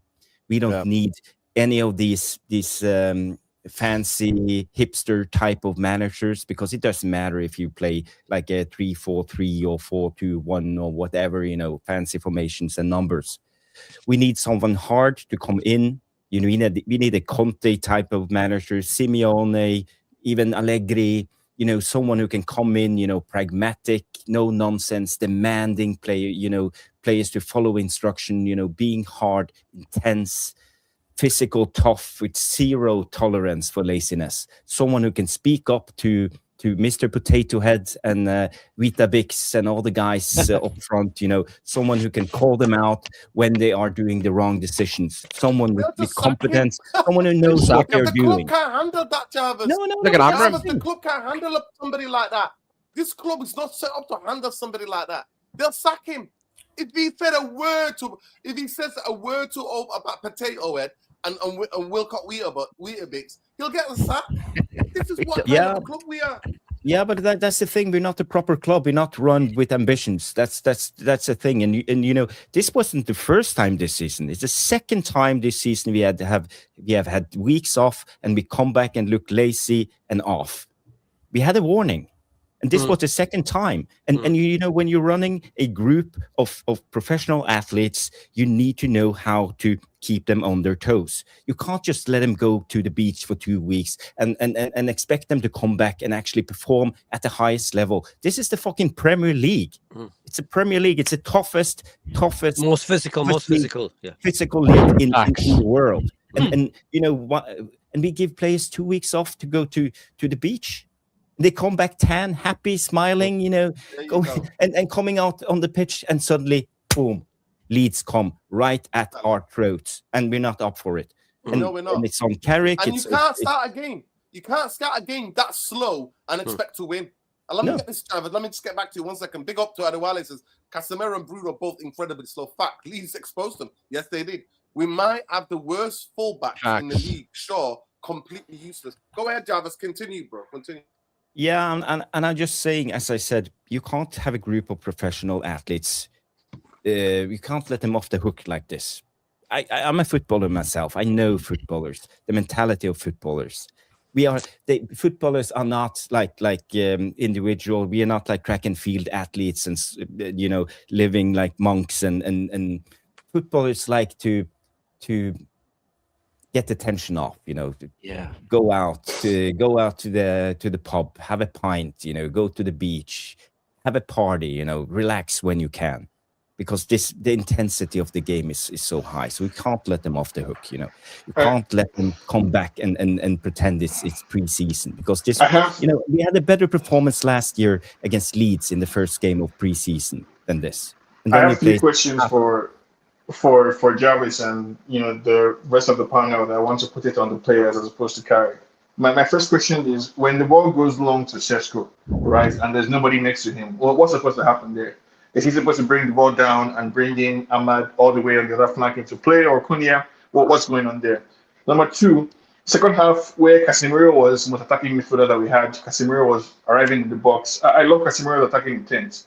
But what was going on there? Why is Casemiro the person pretty much driving our attacks, and Bruno playing as deep as the other back, right? That's number 2. Number 3, when Ahmad gets the ball on the right, and he's trying to, or Mbeumo, and he's trying to cut in and cross. What's Dallo or Mazraoui supposed to be doing? Because I don't understand. Are they overlapping? Are they underlapping? What is Carrick? What is to your knowledge, Jarvis, right? You can start. What is Carrick trying to do? What was his approach to this game today? Well, first of all, and we talked about this in my preview. We play against a back five, and we have 4 attackers, and the plan is to develop the ball and then let them interchange to get a little bit of space. But when you play against the back five, you can interchange as much as you like because the opposition defense will always be +1. Because the matter of the fact is, when you defend, you will always be +1. And this is when Carrick makes a big mistake. He relies on these 4 players' individuality to do something, but you're always outnumbered. So again, you're just banging your head against the wall. We need a plan B. We need something else. And you could see it right away. I knew that they were going to absorb our attacks with 5 at the back and 4 in front of them and Calvert-Lewin. And they did all the time. But it's no problem playing deep, sometimes playing with the low block, as long as you have the aggressiveness. And Leeds had the aggressiveness. They bite like cobras at times, when they had the chance. And both the is it Japanese Tanaka and the other guy in the midfield, Ampadu. I think they both had a brilliant game, and also the wingbacks, striking when possible, being aggressive. Because at times, we didn't have any other options, and you could see Ugarte dropping down in between the centre backs. You could see Bruno dropping down in between the centre backs. You could see Casemiro. All of them were doing this, especially in the first half, because they didn't know what to do. We had no movement. We had no clear patterns. And for me, I think that's on Carrick. We got to figure out what to do. You got to prepare the players. That's the manager's job. Got to prepare the players what to do when you play against the back five, because interchanging doesn't work. We saw it against my problem, Jarvis. West Ham game is a good example. We saw it. They played with the back five, 3 DMs, no rooms, no space in the central. Martinez had 100 passes that game, and he was trying to pass the ball through the central area to one of the dropping strikers. What's the solution, Jarvis? What's the solution to that? When you're outnumbered? Well, you need to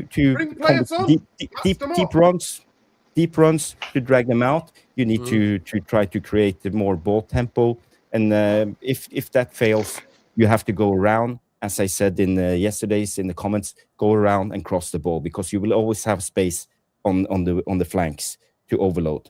You mean push the wing backs out? Push the wing backs. Yeah, you want to push the wing backs down. Yeah. You want to push the wing backs down. You want to just push them down. I really agree with this. I agree. And just try to drop. I agree with what Sean is saying. What Sean is saying is that we all agree today that Leeds outplay us, whether they defended well or not. They outplay us, which come from a game plan that they have the time to practice. They execute how to move their ball, and that game plan clearly is able to transpose to game day. Now we also see that what we're doing is not working. So what is it that we're doing training that we cannot transpose to game day? So what Sean is saying, correct me if I'm wrong, is what is it that we're doing that we cannot transpose, that we have to look at the individual performance of the players and say that they have spent too much time on vacation, they were not ready for this game. No, let's focus on what they are doing in training, because clearly Leeds is able to execute and we're not able to execute. Now we're talking about bringing in a coach with a harder regiment and all of that. We had all this conversation. Look at Tottenham. They went from Thomas Frank to Tudor. They're still in the relegation zone.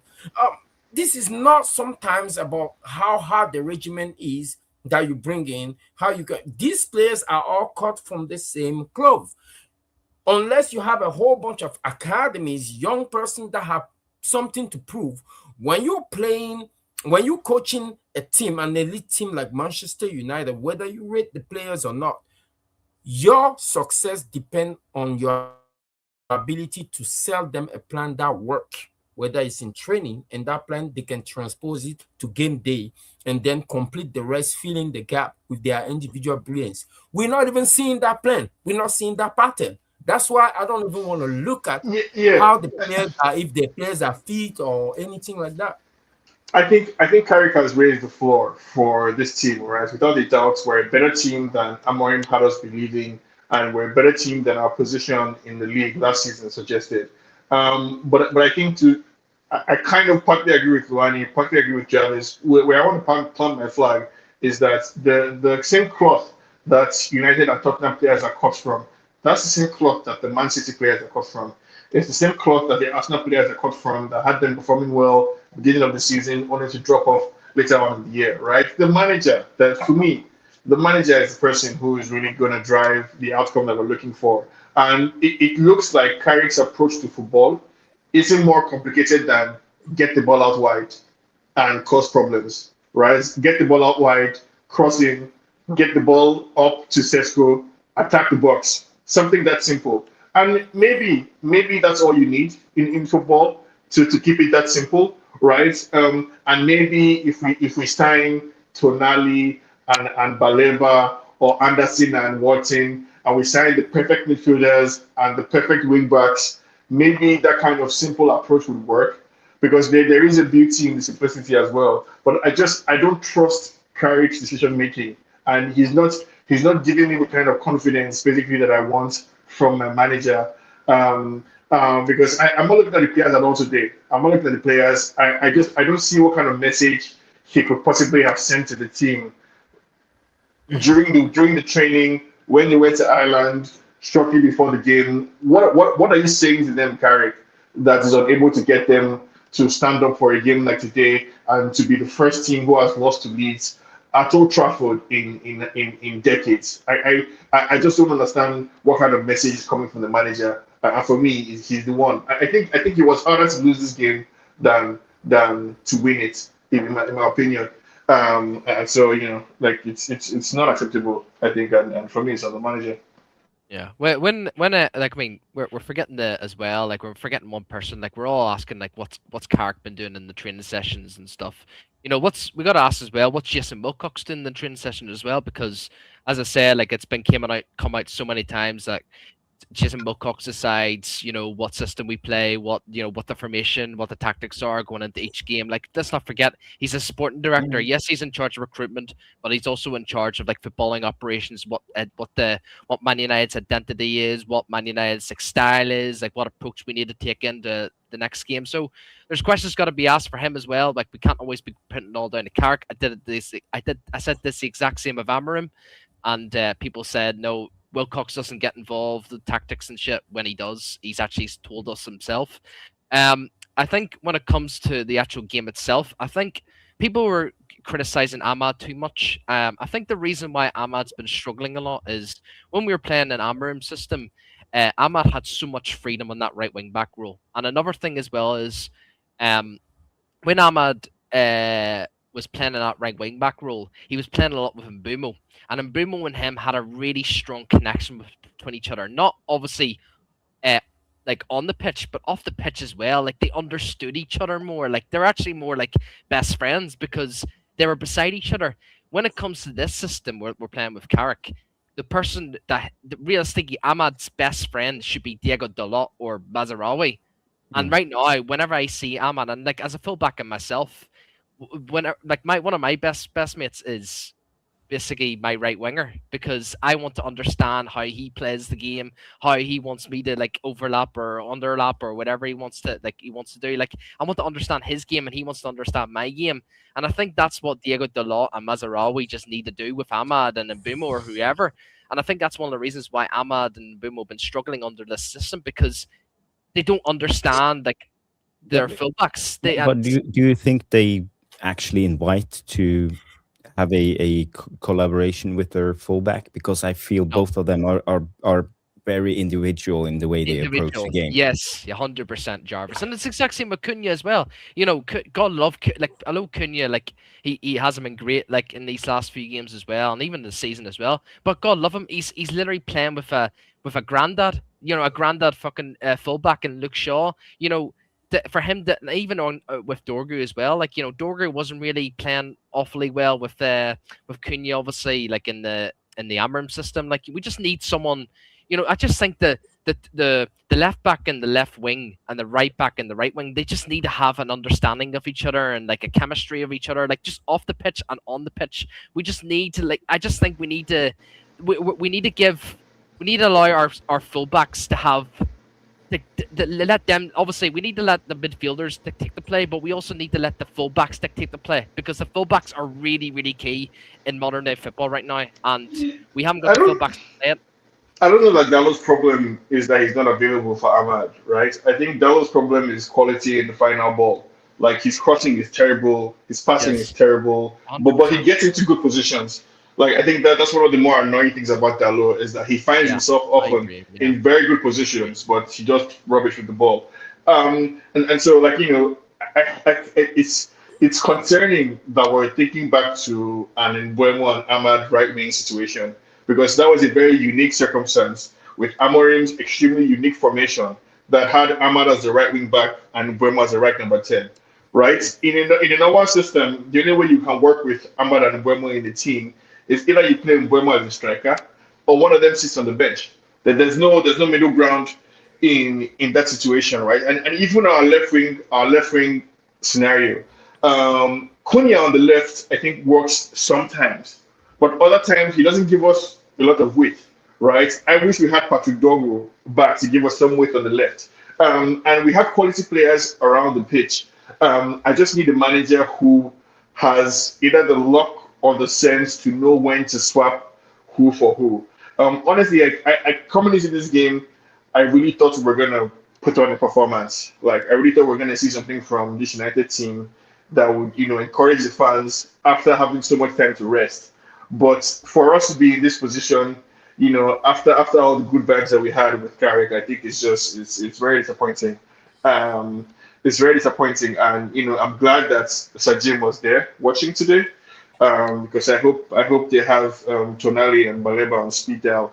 We cannot end this season without at least one or two signings being announced. Hang on a second. I just want people to can we like the video, please? There's nothing wrong with liking the video, people. It costs you absolutely nothing. We don't need to be here. Fucking like the video.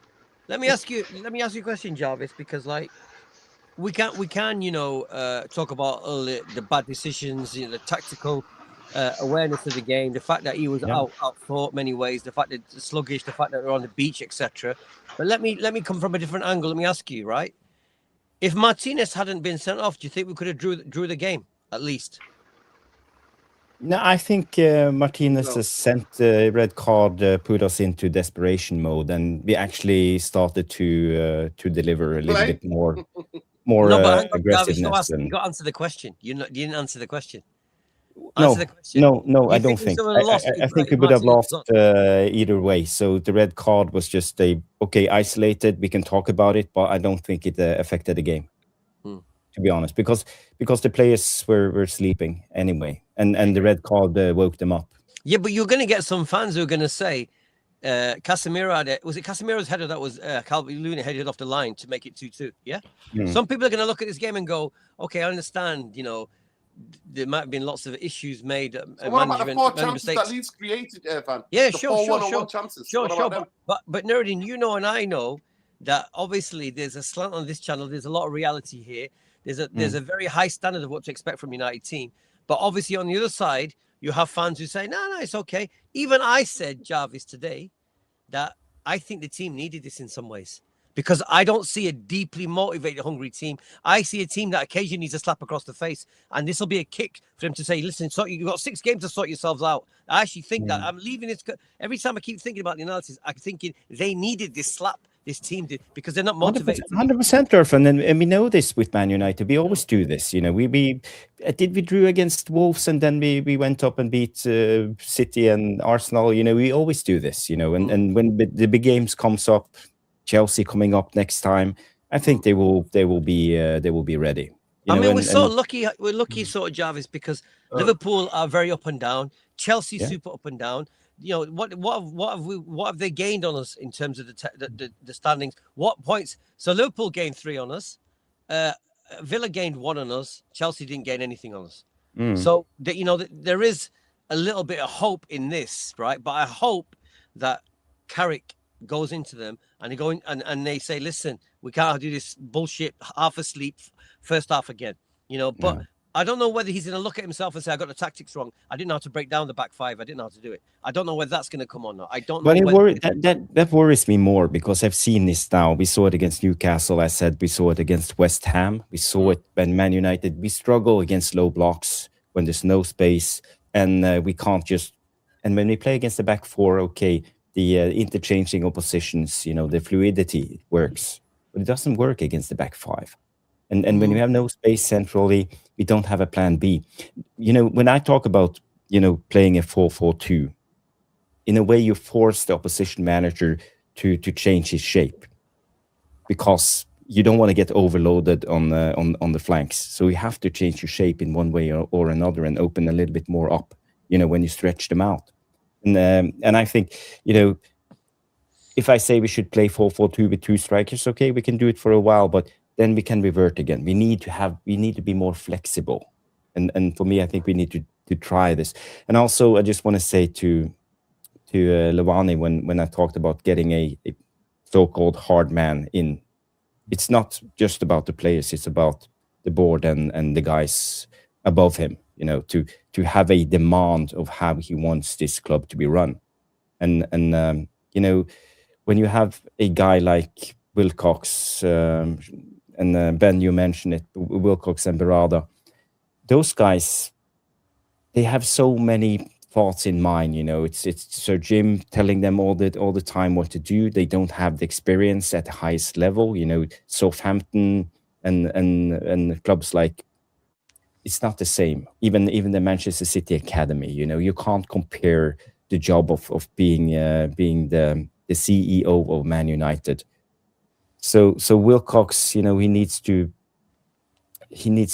learn this, and he's learning on the job. And I think I don't see any improvements. I don't see us being better. As someone mentioned in the chat, this was actually the 3rd time we've had the break this season and come back and look sluggish. So again, how are you going? Because it's not just about the physical aspect. You can probably be just sitting on the treadmill, working on the treadmill and keep your shape up mid-season. But it's about the mentality, because when you play a game, let's say every week or 2 games a week, you're in a bubble. As you are focused all the time. There's no time to stop and think, smell the flowers. But when we have all these breaks, they burst out of the bubble, they lose their focus, and when they come back, okay, we had a week something in Dublin, but it's not enough, And Stu on my show, he mentioned they should have just brought the team in from South America or Africa or the Saudi League or something, just to spar. Just someone motivated, just play games, get them up to shape, get them into the bubble again. But 1 week is not enough, you need a longer turnaround. And we see this preseason every time. Man United, we've been on the preseason tour, we start the season slow. Because I think it's about the bubble, because the pressure of Man United is, I know, Noradin, you don't feel it's a pressure being a Man United player, but I bet you being a Man United player is more pressure than being a Tottenham Spurs player, for example. You have all the scrutiny, all the social media, all the eyes are on you all the time. So, for the players to get a couple of weeks off, it's such a relief. They get their shoulders down, and I don't know, it takes a little bit of time to get up to that level again. So it's a mental game in a way. So I don't know, Irfan, you know more about this, the mental game of athletes and stuff. Look, I just want my manager talk about what Ben was saying. Sorry, about Jarvis, but the they're quick to get paid and then to feel the pressure. Manchester United. Yeah. Let me just say this. You know what the pressure is? Pressure is like what Arsenal are going through at this moment in time. Pressure is competing for a league title. Pressure is going into a huge game in the Champions League, being part of the last 4. That's pressure. Pressure. They finished 15th last season. There's no fucking pressure being a Manchester United. I honestly, we fundamentally disagree on this one. fundamentally. Yeah, I don't know Manchester about United that. No, are well, expected yeah, to well, lead. I think Hang the on, pressure still exists. all right, let Or me to specify, lead. Nuruddin. Let me Let finish Nuruddin the point. finish. Hang on, let Nuruddin Manchester finish. United are not expected, and have not been in the last 13 to 14 years, not been expected to go and compete for the Champions League or compete for a Premier League. So what pressure? That's not true, though. That's just not true. Like it's not true that United has not been expected. I think part of the ongoing problem with United, which some fans like you push back on, is that for some reason, the media and the fan base still expect us to be a big club every year. And so we are still judged. The shadow of Sir Alex still looms large over everybody, right? And so like the expectation is still there. I don't agree that there's some pressure. I think you can say that the pressure isn't justified. I think that's a point that what's this guy's name on Talksport, Simon Jordan makes, that United don't deserve the amount of news coverage that we get. You can make that point. I think that's a fair point to make. But it's just, in my opinion, it's not true that there's no expectation anymore. I think United, for now, right, for now, there is still a lot of expectation when it comes to playing for United, rightly or wrongly so, but for some reason it still exists. No. Yeah, Sorry, but- Sean, I got to disagree with But you. Sean, I gotta Irfan, disagree. and can I just specify what I'm meaning, because it's not about the pressure of winning, it's about the scrutiny every time. All eyes are on you, and you know, as a human being, we all know this. You know, when we feel all eyes are on us, you know, it's harder to perform. It hasn't to do anything about the pressure of winning. Irfan, you're a musician, okay? A lot of musicians, they are superstars. They don't feel the pressure of making the next album. That's not the pressure. They feel the pressure of the paparazzis all the time when they are out eating dinner and all the time. To be honest, That's a different level of pressure. It's not about pressure of making the best album. But the thing is, Jarvis, it's actually a little bit of both, because I've met people who are multimillionaires through the music, and I've met people who have spent all their lives, or actually some people who are actually very comfortable, and you can't actually make generalizations. It's like Sean just said, that's not true. Nuruddin made an opinion about the pressure, and Sean goes, that's not true. Now let me explain. In my opinion, that's not true. No. So you should have said, I disagree in my opinion, because this is subjective. It's not objective. It's a I think subjective. I said so now, but yeah, sure. It's subjective. Okay. No, I had to correct that. That's all. I understand. So, Nuruddin, I actually agree with Nuruddin's point, but it's sadly there's a lot more grey area to what pressure is. Pressure comes down to individuals in many ways. There is a group pressure. He's right about Arsenal, because Arsenal they might fuck it up for the fourth time. Okay, they're under severe pressure, right? The problem I said yesterday, when I talk about Man United being coasting team, beach football team, I look at a lot of the players, the way they play. This is my analysis, and they look comfortable to me. They don't look like there's any kind of like comeback from the manager if they lose or had a bad day. Because he's going to give them a kiss like Carrick's going to do and say, "Come on, let's get starting again." He's a kiss on the cheek kind of guy. I don't see a guy who's going to give them a roasting like Alex Ferguson. I just don't see that in him. And my problem is, Nuruddin's right. He's right, because the problem is, you know, you can only play like that if you're comfortable. You can't play like that in the first half, like that, if you're under pressure. You just can't. They were under pressure. They're only 3 points from the bottom. So they played like a team under pressure, and they went for it. And you saw the manager like pull his fists up when he won yesterday, because he knew how big that. On my Instagram, all the Leeds fans are like, 45 years, we finally beat Man United. I get it. We have got lots of issues, right? But one of them definitely is motivation from the manager and the players. I don't see hardcore motivated players in Man United. I just don't. I see them coasting, and they play at Italian Serie A league, 1990s pace. That's what they play at. Every team is quicker and more physical than us. Even the shit ones are faster than us, right? So we rely on vibes. Right? I'm just going to read out these stats. I'm just going to read out these stats. So distance covered tonight, yeah? This shows you in a kind of derby game, yeah, what you need to do. This is a distance covered, yeah? Manchester United, 110.22.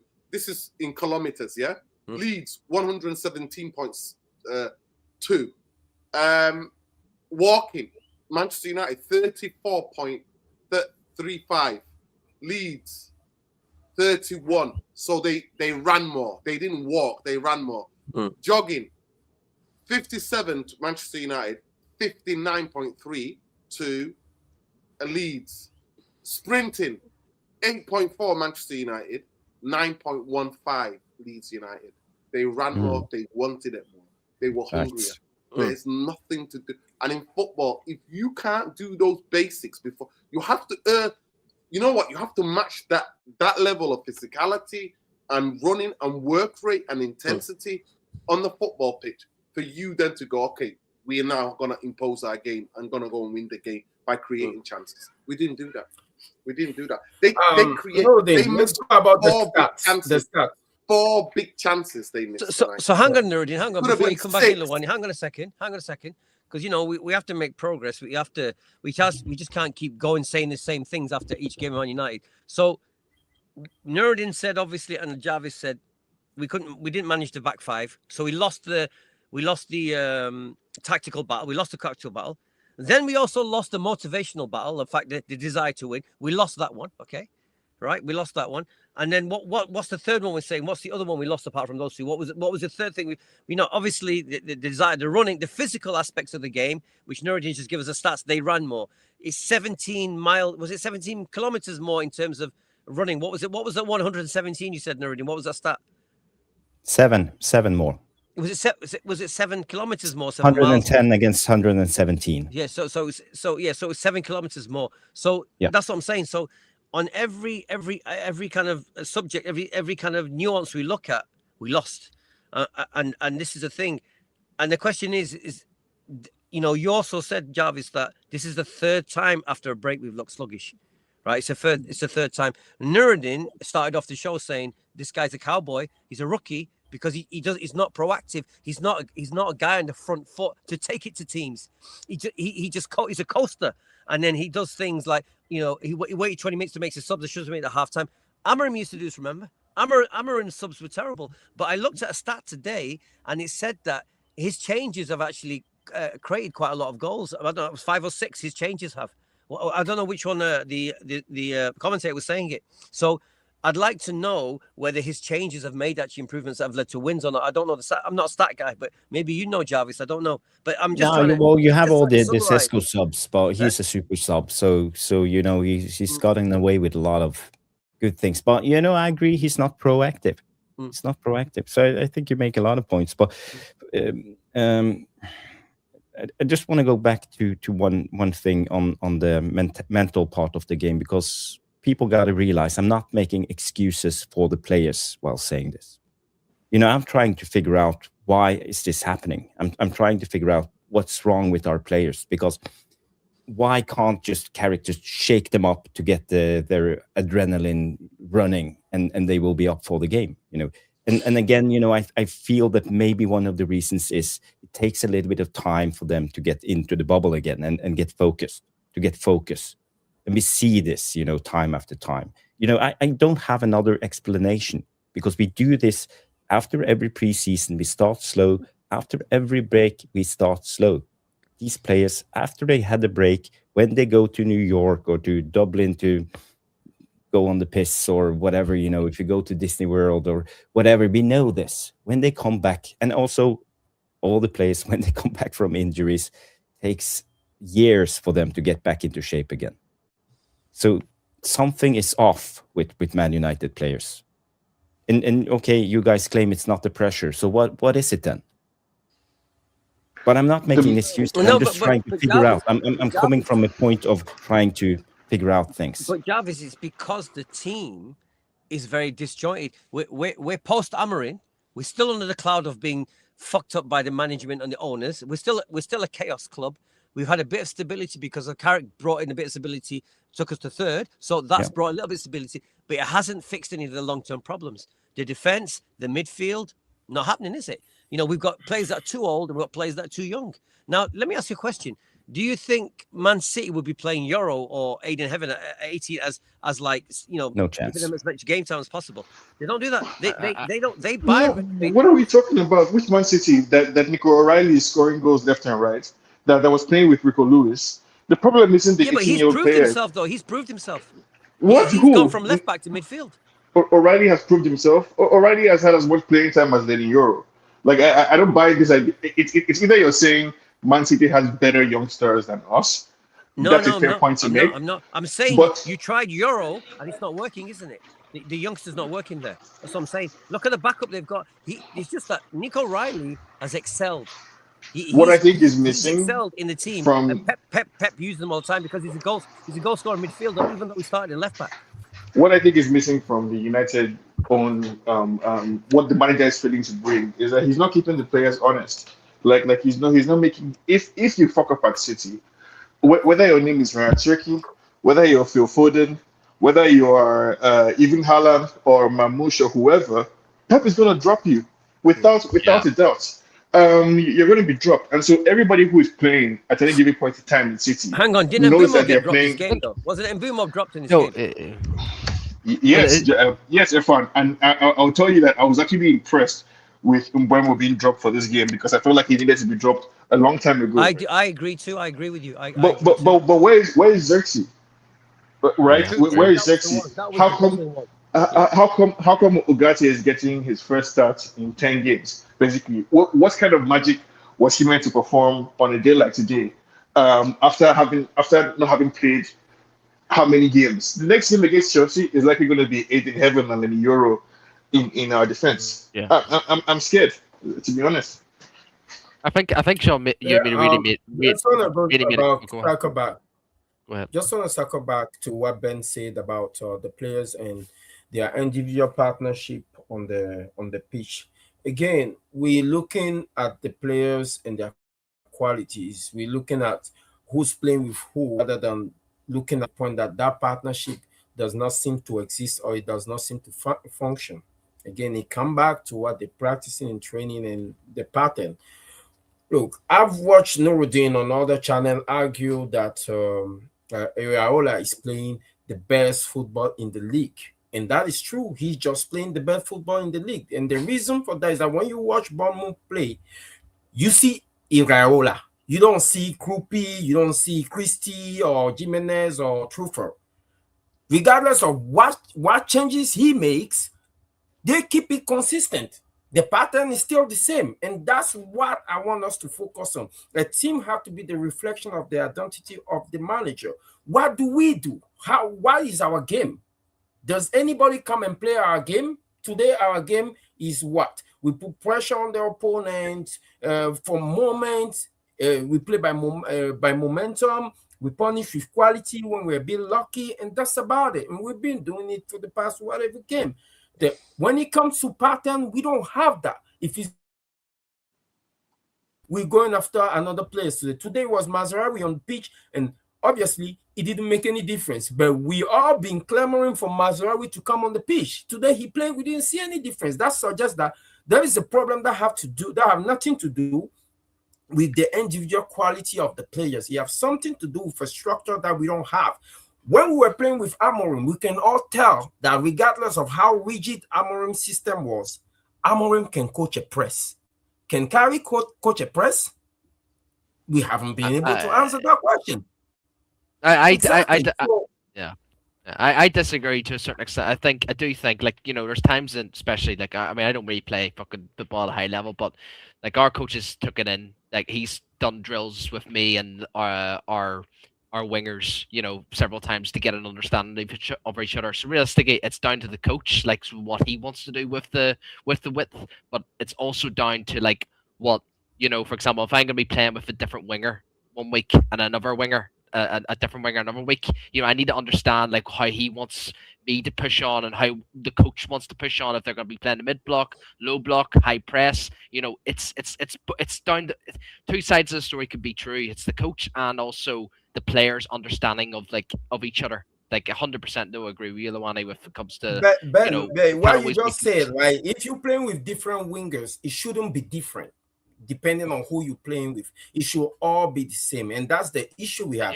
If Cunha is not starting and somebody else is starting, then our game is predicated on that person who's starting. It should never be like that. Look, every player, regardless of their character and their individual qualities, can be molded into a system. The right answer for the coach is to be able to get the right balance in such a way that their character or their individual quality does not create inconsistency in the game from game to game. You get your pattern right, and when you watch City play, right? Everybody talk about around Turkey and how his ability to create in the final third, his freedom, but nobody really speaks about when City is moving the ball in the progressive phase of the game. He's a guy. He hit the most touch as possible. He make the game as efficient as possible, and his quality just came into play when in the final third, and he's given the freedom to express himself. But with us, when we are progressing the ball, we don't even see that pattern. We can't tell what Carrick is trying to do. And then we wait till the ball get to Cunha, the ball get to Ahmad, and we start talking about what and how they can affect the game. Something needs to change. Yeah, listen, I'm gonna say my last word here, and I'm gonna go off here. It's getting quite late, but I think I will say this, by the way, going back to like why we start off very slow after a long break. I guaranteed it's definitely a depth issue as well, by the way. Like, I don't think we have a big enough squad. Like, realistically, yes, obviously, I think it was your fan that mentioned that in Ben, I suggested that he should have played friendlies. Oh, I suggested that they should have I played agree. friendlies behind closed doors. But if I'm I'm going on fucking holiday. yeah, 100%. But like, for example, like Ahmad and Bumo haven't been playing recently well over these last few weeks. But I guaranteed, if Carrick decided to play Shay Lacey for a few games and say Xerxes a few games and say like in hindsight we had a young left winger or Garnacho, say, I can't believe I'm saying Garnacho, but I'm just saying like off my head. If Garnacho was playing well, if Shay Lacey was playing well, Xerxes was playing well, we're back on track. I guarantee you right now, Ahmad and Boom will be sat there and Zesco will be like saying, fuck, I want to get back into this team. I need to work harder. You know, that's sometimes in footballers' minds, even in my head as well. If I don't have competition and say my other right back's injured or my right winger or wherever I'm playing like is injured or whatever, you know, you have that mentality of like saying here, okay, here, I actually need to train a wee bit harder. I need to take a few extra sessions. I need to actually focus on myself more and see if you have see if you're the only person, available, like a Dallo or like a Mazraoui. If like obviously Mazraoui's been out for a few months now. Like Dallo's just sat there like saying, I've got no competition. Like I don't need to work too much at the moment because I'm Carrick's best choice as a right back. Like I guarantee right now, if Carrick just changes it up, just like Fergie old days, like he's not hesitant enough to drop these players. So, look, I just think if Shay Lacey was starting, if Xerxes was starting, or if he changed like a lot of the starting 11, I guarantee right now, like Ahmad and Bumo, Sesko, even Casemiro or Bruno, if they were dropped, I guarantee right now we'd see different players right now. Like they'll come back stronger. That's just what happens. Sometimes you need a kick in the backside, to pick yourself up again if you're playing shit. And right now, Ahmad's playing shit and Bumo's playing shit. Sesko hasn't been really that great, but we're not playing to his strengths. Cunha hasn't been that great. Who's Cunha up against? He's up against no one. So competition is a big issue at this club right now. And who's it all down to? The people behind Nuruddin's head.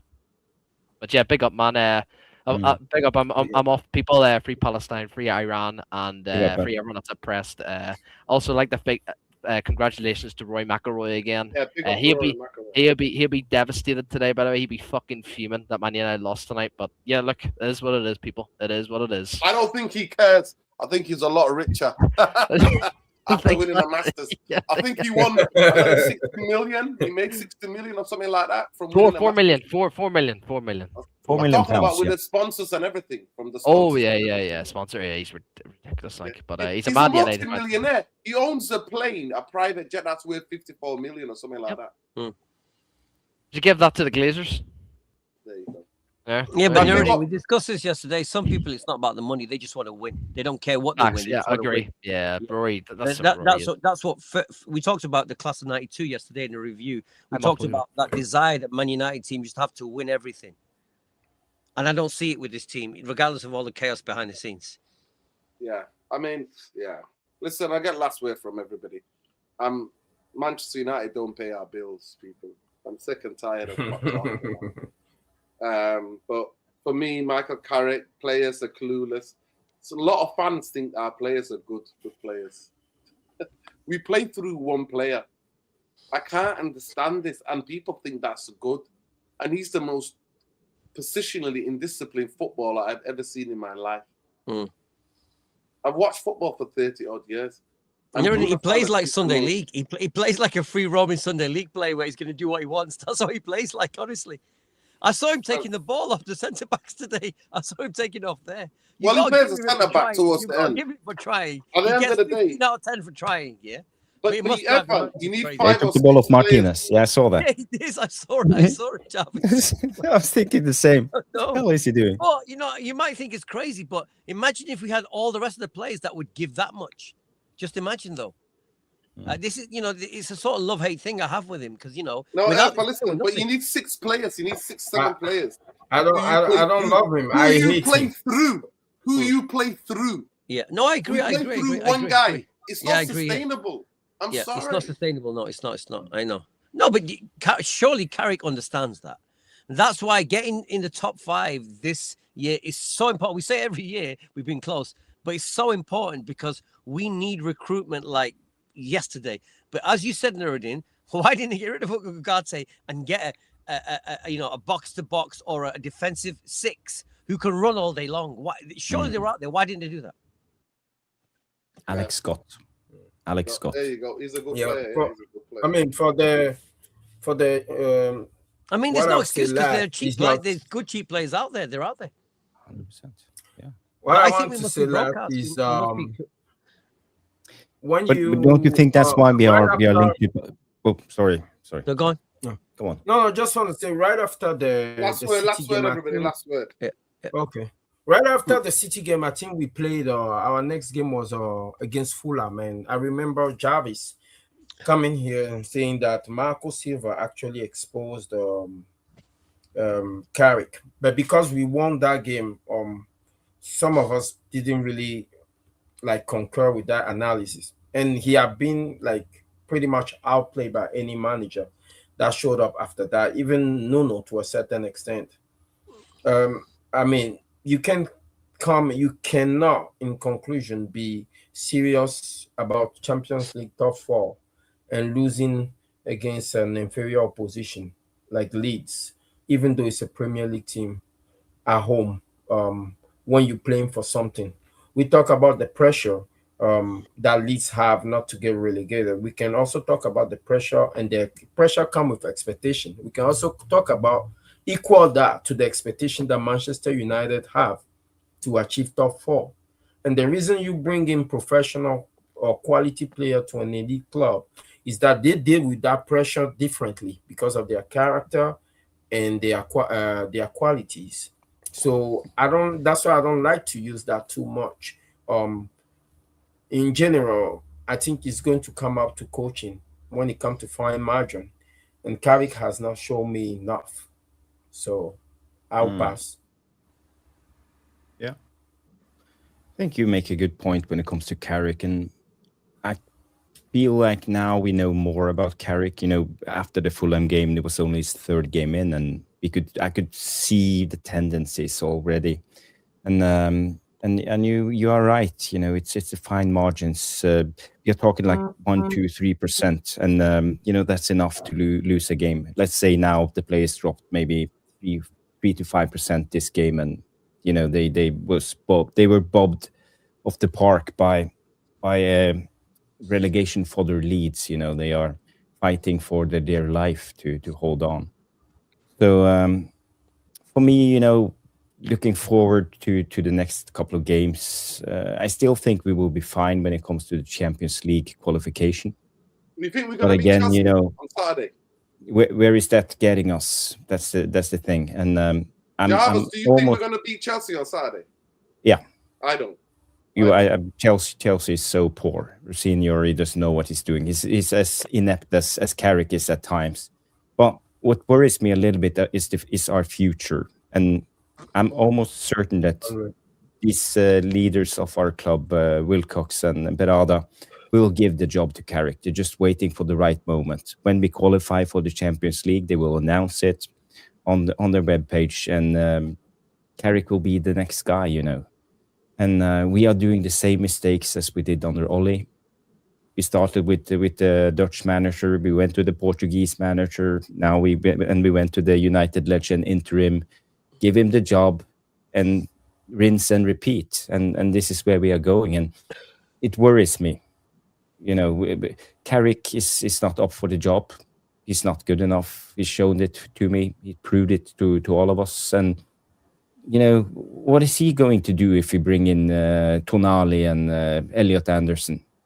We are still going to play 4-2-3-1 and try to interchange with our front four. We don't know what to do, how to break down a low block. You know, we will have more individual quality, but the same problems will still be there. And you know, this is what frightens me a little bit about us going forward. And people got to be realistic about this. Next season, we will have two games a week, Champions League Wednesdays, Premier League Saturdays. We will probably go further in the cups because of the increased quality of players. But again, how are we going to do this? You know, we can easily end up as Newcastle are doing this season. Yeah. Mid-table. Yeah. 100. A lot of.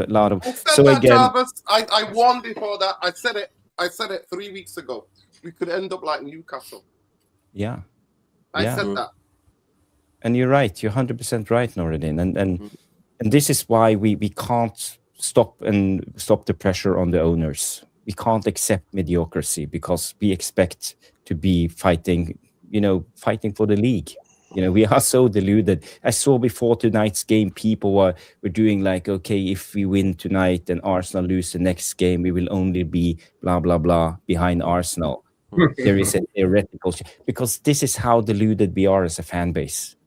You know, but we are allowed to, you know, but again, I know the disappointment, as I said in my show. It's a war going on. The world is a terrible place at the moment.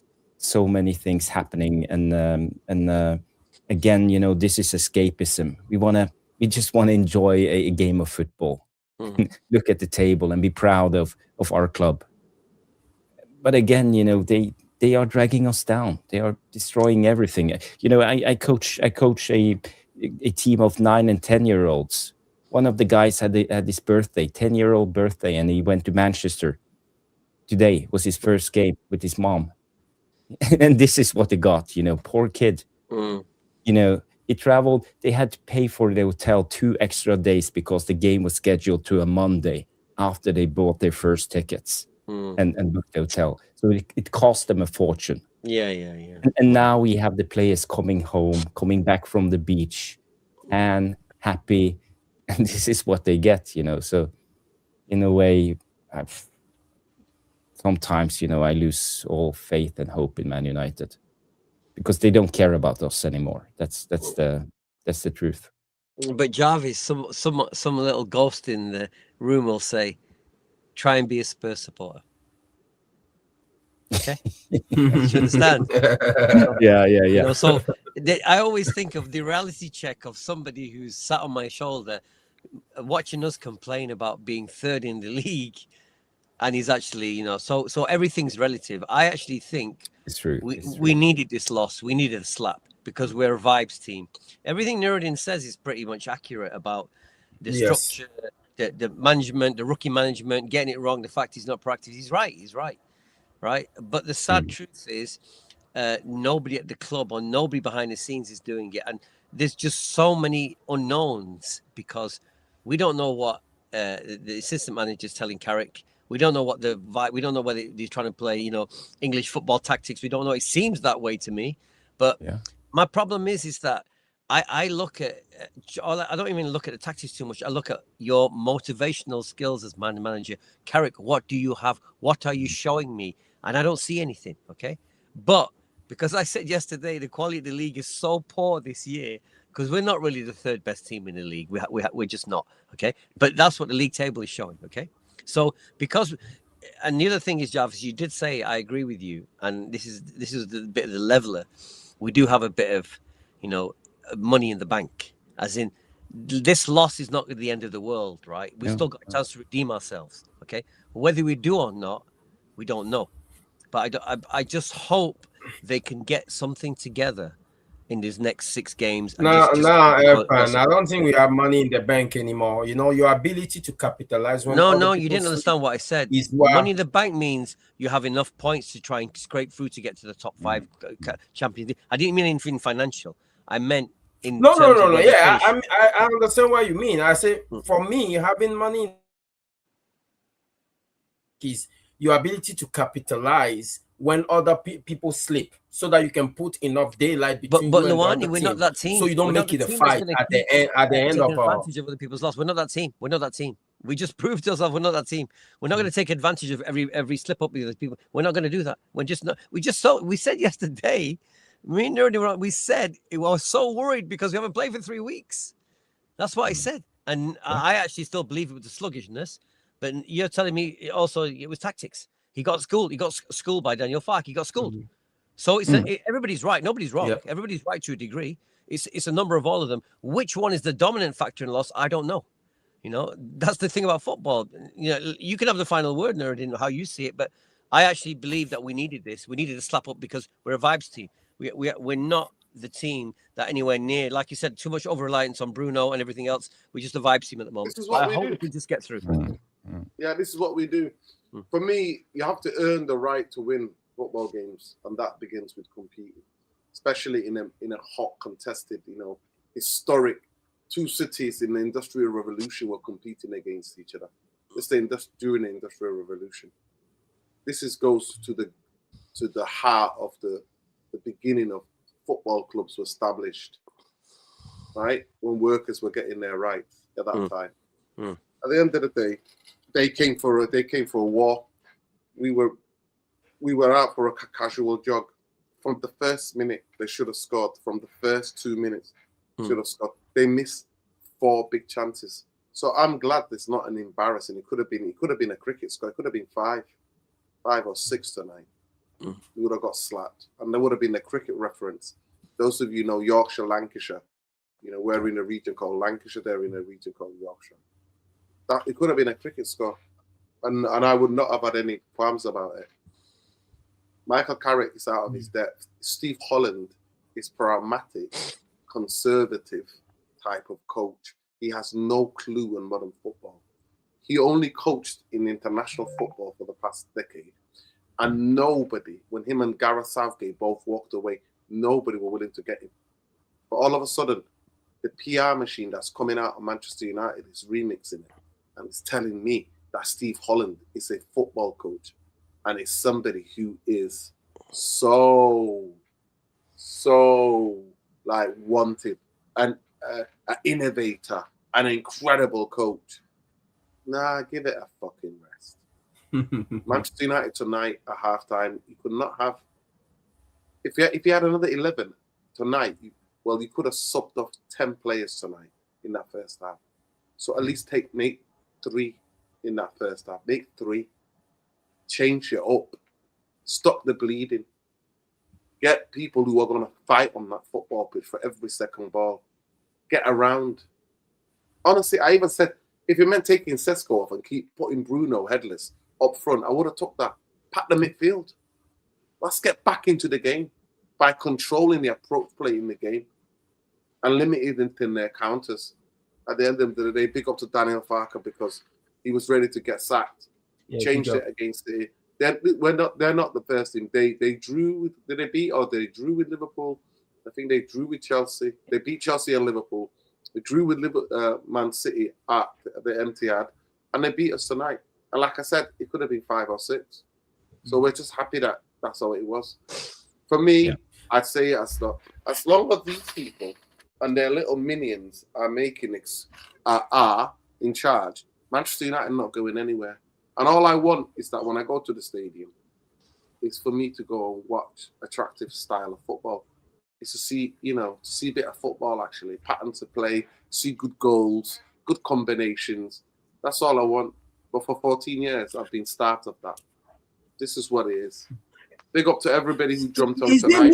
Is it me or is anybody here worried about the fact that we can't press or we don't have a press play? No. I don't know. Me and Jarvis broke it down when Carrick came in. We said it against. We talked about it against Fulham. We talked about how Fulham played around us. We talked about how Spurs bopped one or two passes and they were at our back four. We literally went through it. Watch those match reactions, Luani. We went through this. Actually, with Amorim, we pressed better with Amorim. I'm not gonna lie. Yeah. We had a bit more structure to our press with Amorim. No, then big up to you. Big up to you. Bruno is back to his headless chicken one-man press. Big up to you, the most frustrating part is watching you a couple of weeks ago trying to argue on the man-them talk with the other guys that Iraola played the best football in the league. I think they didn't understand what you're saying. They think Bournemouth is not the best team in the league. They played the best football in the league. It's not even, listen, the wages of Manchester United players are on is not even, they're not even nowhere close to the wages that Bournemouth players are on. Some of them are on 20 grand. Oh, yeah, no. You got to rephrase that, Nuruddin. You got to rephrase that. You can't say what you just said. You mean the wages Man United are on are gargantuan compared to Bournemouth wages. Bournemouth's wages are nowhere near Manchester United wages.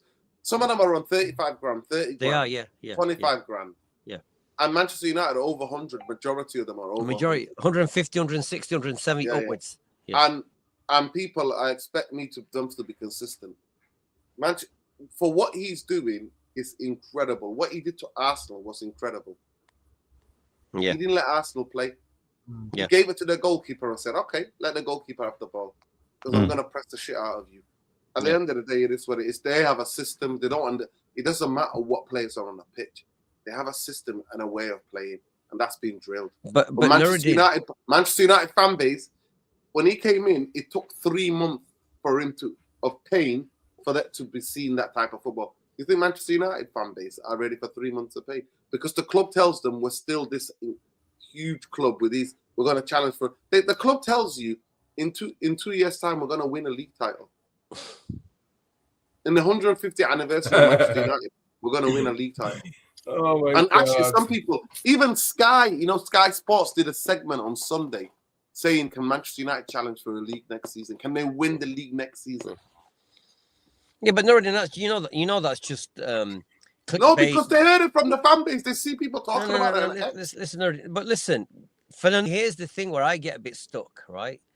You say that, and you just explained the methodology of someone like Areola, and if you look at the players are perfectly suited to what he does. They do exactly what he says, and I see a team that can run every single one of them has got an engine on them. There's these fast little players who run and squeeze the shit out of everyone. And it seems like, okay, it's Bournemouth. They're not expected to do much. They're on low wages. It's the whole thing about the pressure's off. There's no pressure. They're performing outstandingly for a team with no pressure. Okay. Now you need to do a show where you talk about, okay, how do we translate that equation to Man United? And that's where we get into this huge debate. It might take you 5 shows to try and explain whether Areola could create that circumstance in Man United and create that mentality of having no pressure at a club where the whole world is watching everything that they do. That's a show for you, Nuruddin, okay? And this is why I get stuck. This is why I keep thinking they're going to get carried, because they haven't got the balls to get anybody else. And they haven't got the money to get anybody else. Yeah. They need a yes person. And once you question them, you get the sack. We saw it with Amorim. They didn't sack Amorim because of results. No, come on, please. They sacked him because he asked for a midfield player. And they said Nuruddin, no. But Nuruddin, you can say that, but I'm going to come back and say, yes, okay. But the major reason he's sacked because the football was dire. The football was so bad. Please, Jarvis, can you please correct him? Irfan, you were not paying attention. They didn't sack him because of the football. I heard Irfan, they did not. Irfan, they did not read my words. Amorim did not get sacked because of the results. Amorim got sacked because they said they were going to go for Semenyo, and the club came out and briefed the people, their minions in the media, and said, we matched City's offer for Semenyo. And Amorim then turned around and said, can we not get midfielders and can we not get people to get... And they said to him, no, you're a first-team coach. You have nothing to do with the signings.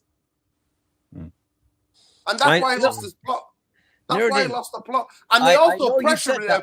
They were also pressuring him to change from 3 to 4. They were pressuring him. That's why he mentioned Gary Neville, because everybody knows Gary Neville is close. I agree. I agree it's a reason, but I don't think it's the reason. I agree it's one of the reasons. I don't think it was the reason. Well, the reason for me it can't be anything else apart from the football and the position where we're in. It wasn't. I'm sorry to say. Honestly, I can't. It's just the way it is. I understand what you're saying because you look into things deeper. I get it. You know, you look deeper than most fans, but I'm sorry to say that the football was so bad. The club was in the shit so bad. They had to change it. Okay, that was just the excuse. That was the straw that broke the camel's back. That was the one. That was the final one for them. That's how I see it. But you need to do that show. You need to understand. We should do a show. Get Jarvis, etc. Get Luwani. Get anyone together to say how to translate the no pressure small club with unknown footballers and try and take that to a big club where the pressure's 50 times, 50, 20, even 50 times bigger. I actually don't believe that there's pressure on Manchester United players because for me, pressure comes with trying to win things. That's where I agree. But remember, there's levels of pressure, Nuruddin. We're talking about the levels of pressure. We're not even talking about you're saying the pressure is on when you're actually going for the win and you got 5 games to go, you could win. That's real pressure. But that's just one form of pressure. I understand the scrutiny. I don't understand where Jarvis is coming from. The scrutiny is a different thing. But people, we've been live for 2.5 hours, and some of you not even liking the video. So I'm gonna have to call it a day. But free Palestine, free fucking Lebanon, Congo, Sudan, everywhere where people are. I've missed all my geopolitics videos already today. my heart breaks for those people who are getting bombed in Lebanon and what they're doing. And the world, majority of their leaders are all in the Epstein files because Mossad, Israeli intelligence, have got them all doing things with little kids, and that's why nobody's doing what they're doing. Nobody's doing anything about it. And Trump, they got Trump on a tape with a little girl. That's the only way you can explain this. But remember, Nuruddin, the bigger problem that people don't observe really is they've got the most inept leader. At the same point, the dominance of the petrodollar is being challenged. The petrodollar will finish if America does not try to stabilize the situation, because the money that all the Gulf countries sell, the oil, is in dollars. That money, when you buy the dollars, you have to invest it where you invest it in America. But Irfan, when you invest I'm sorry, but Irfan, listen, Irfan, let me come in there. Majority of these leaders in the so-called West Asia, to me, Middle East is a colonial. Let's call them the names. GCC, West Asian countries. GCC. They're all slaves. They're all part of the Epstein pedophile class. They're all slaves. They will never leave the US. They will never leave the US. They will never go for China or China or the Japanese yen or whatever. They will always be subservient. Because all of them have been compromised. No, win, lose or draw. F the Glazers, F Ineos. We can talk about it, Irfan. You tell me the day and time. We can talk about what's going on with the leadership. Luwani, stay safe. Jarvis, love.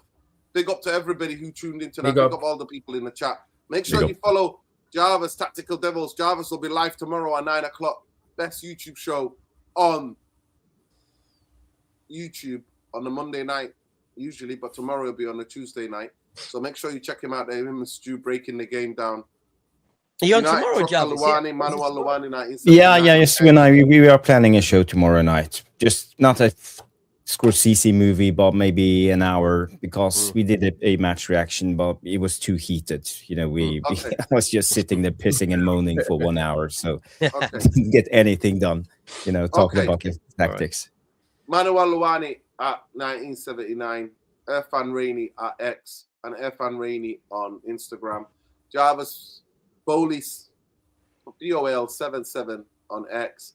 Make sure you check out Ben at Elmo39 on X, Elmo20, and Elmo20 on TikTok as well. And make sure you check out Sean at Sean Thomas on X, and make sure you check out his geopolitical podcast, How We See Things. Love and light, people. Manchester United are where they are. And I'm sorry to say, I'm not even too angry. We've been warning about this. So those people now who are telling me Carrick ball, Holland ball, home record is gone.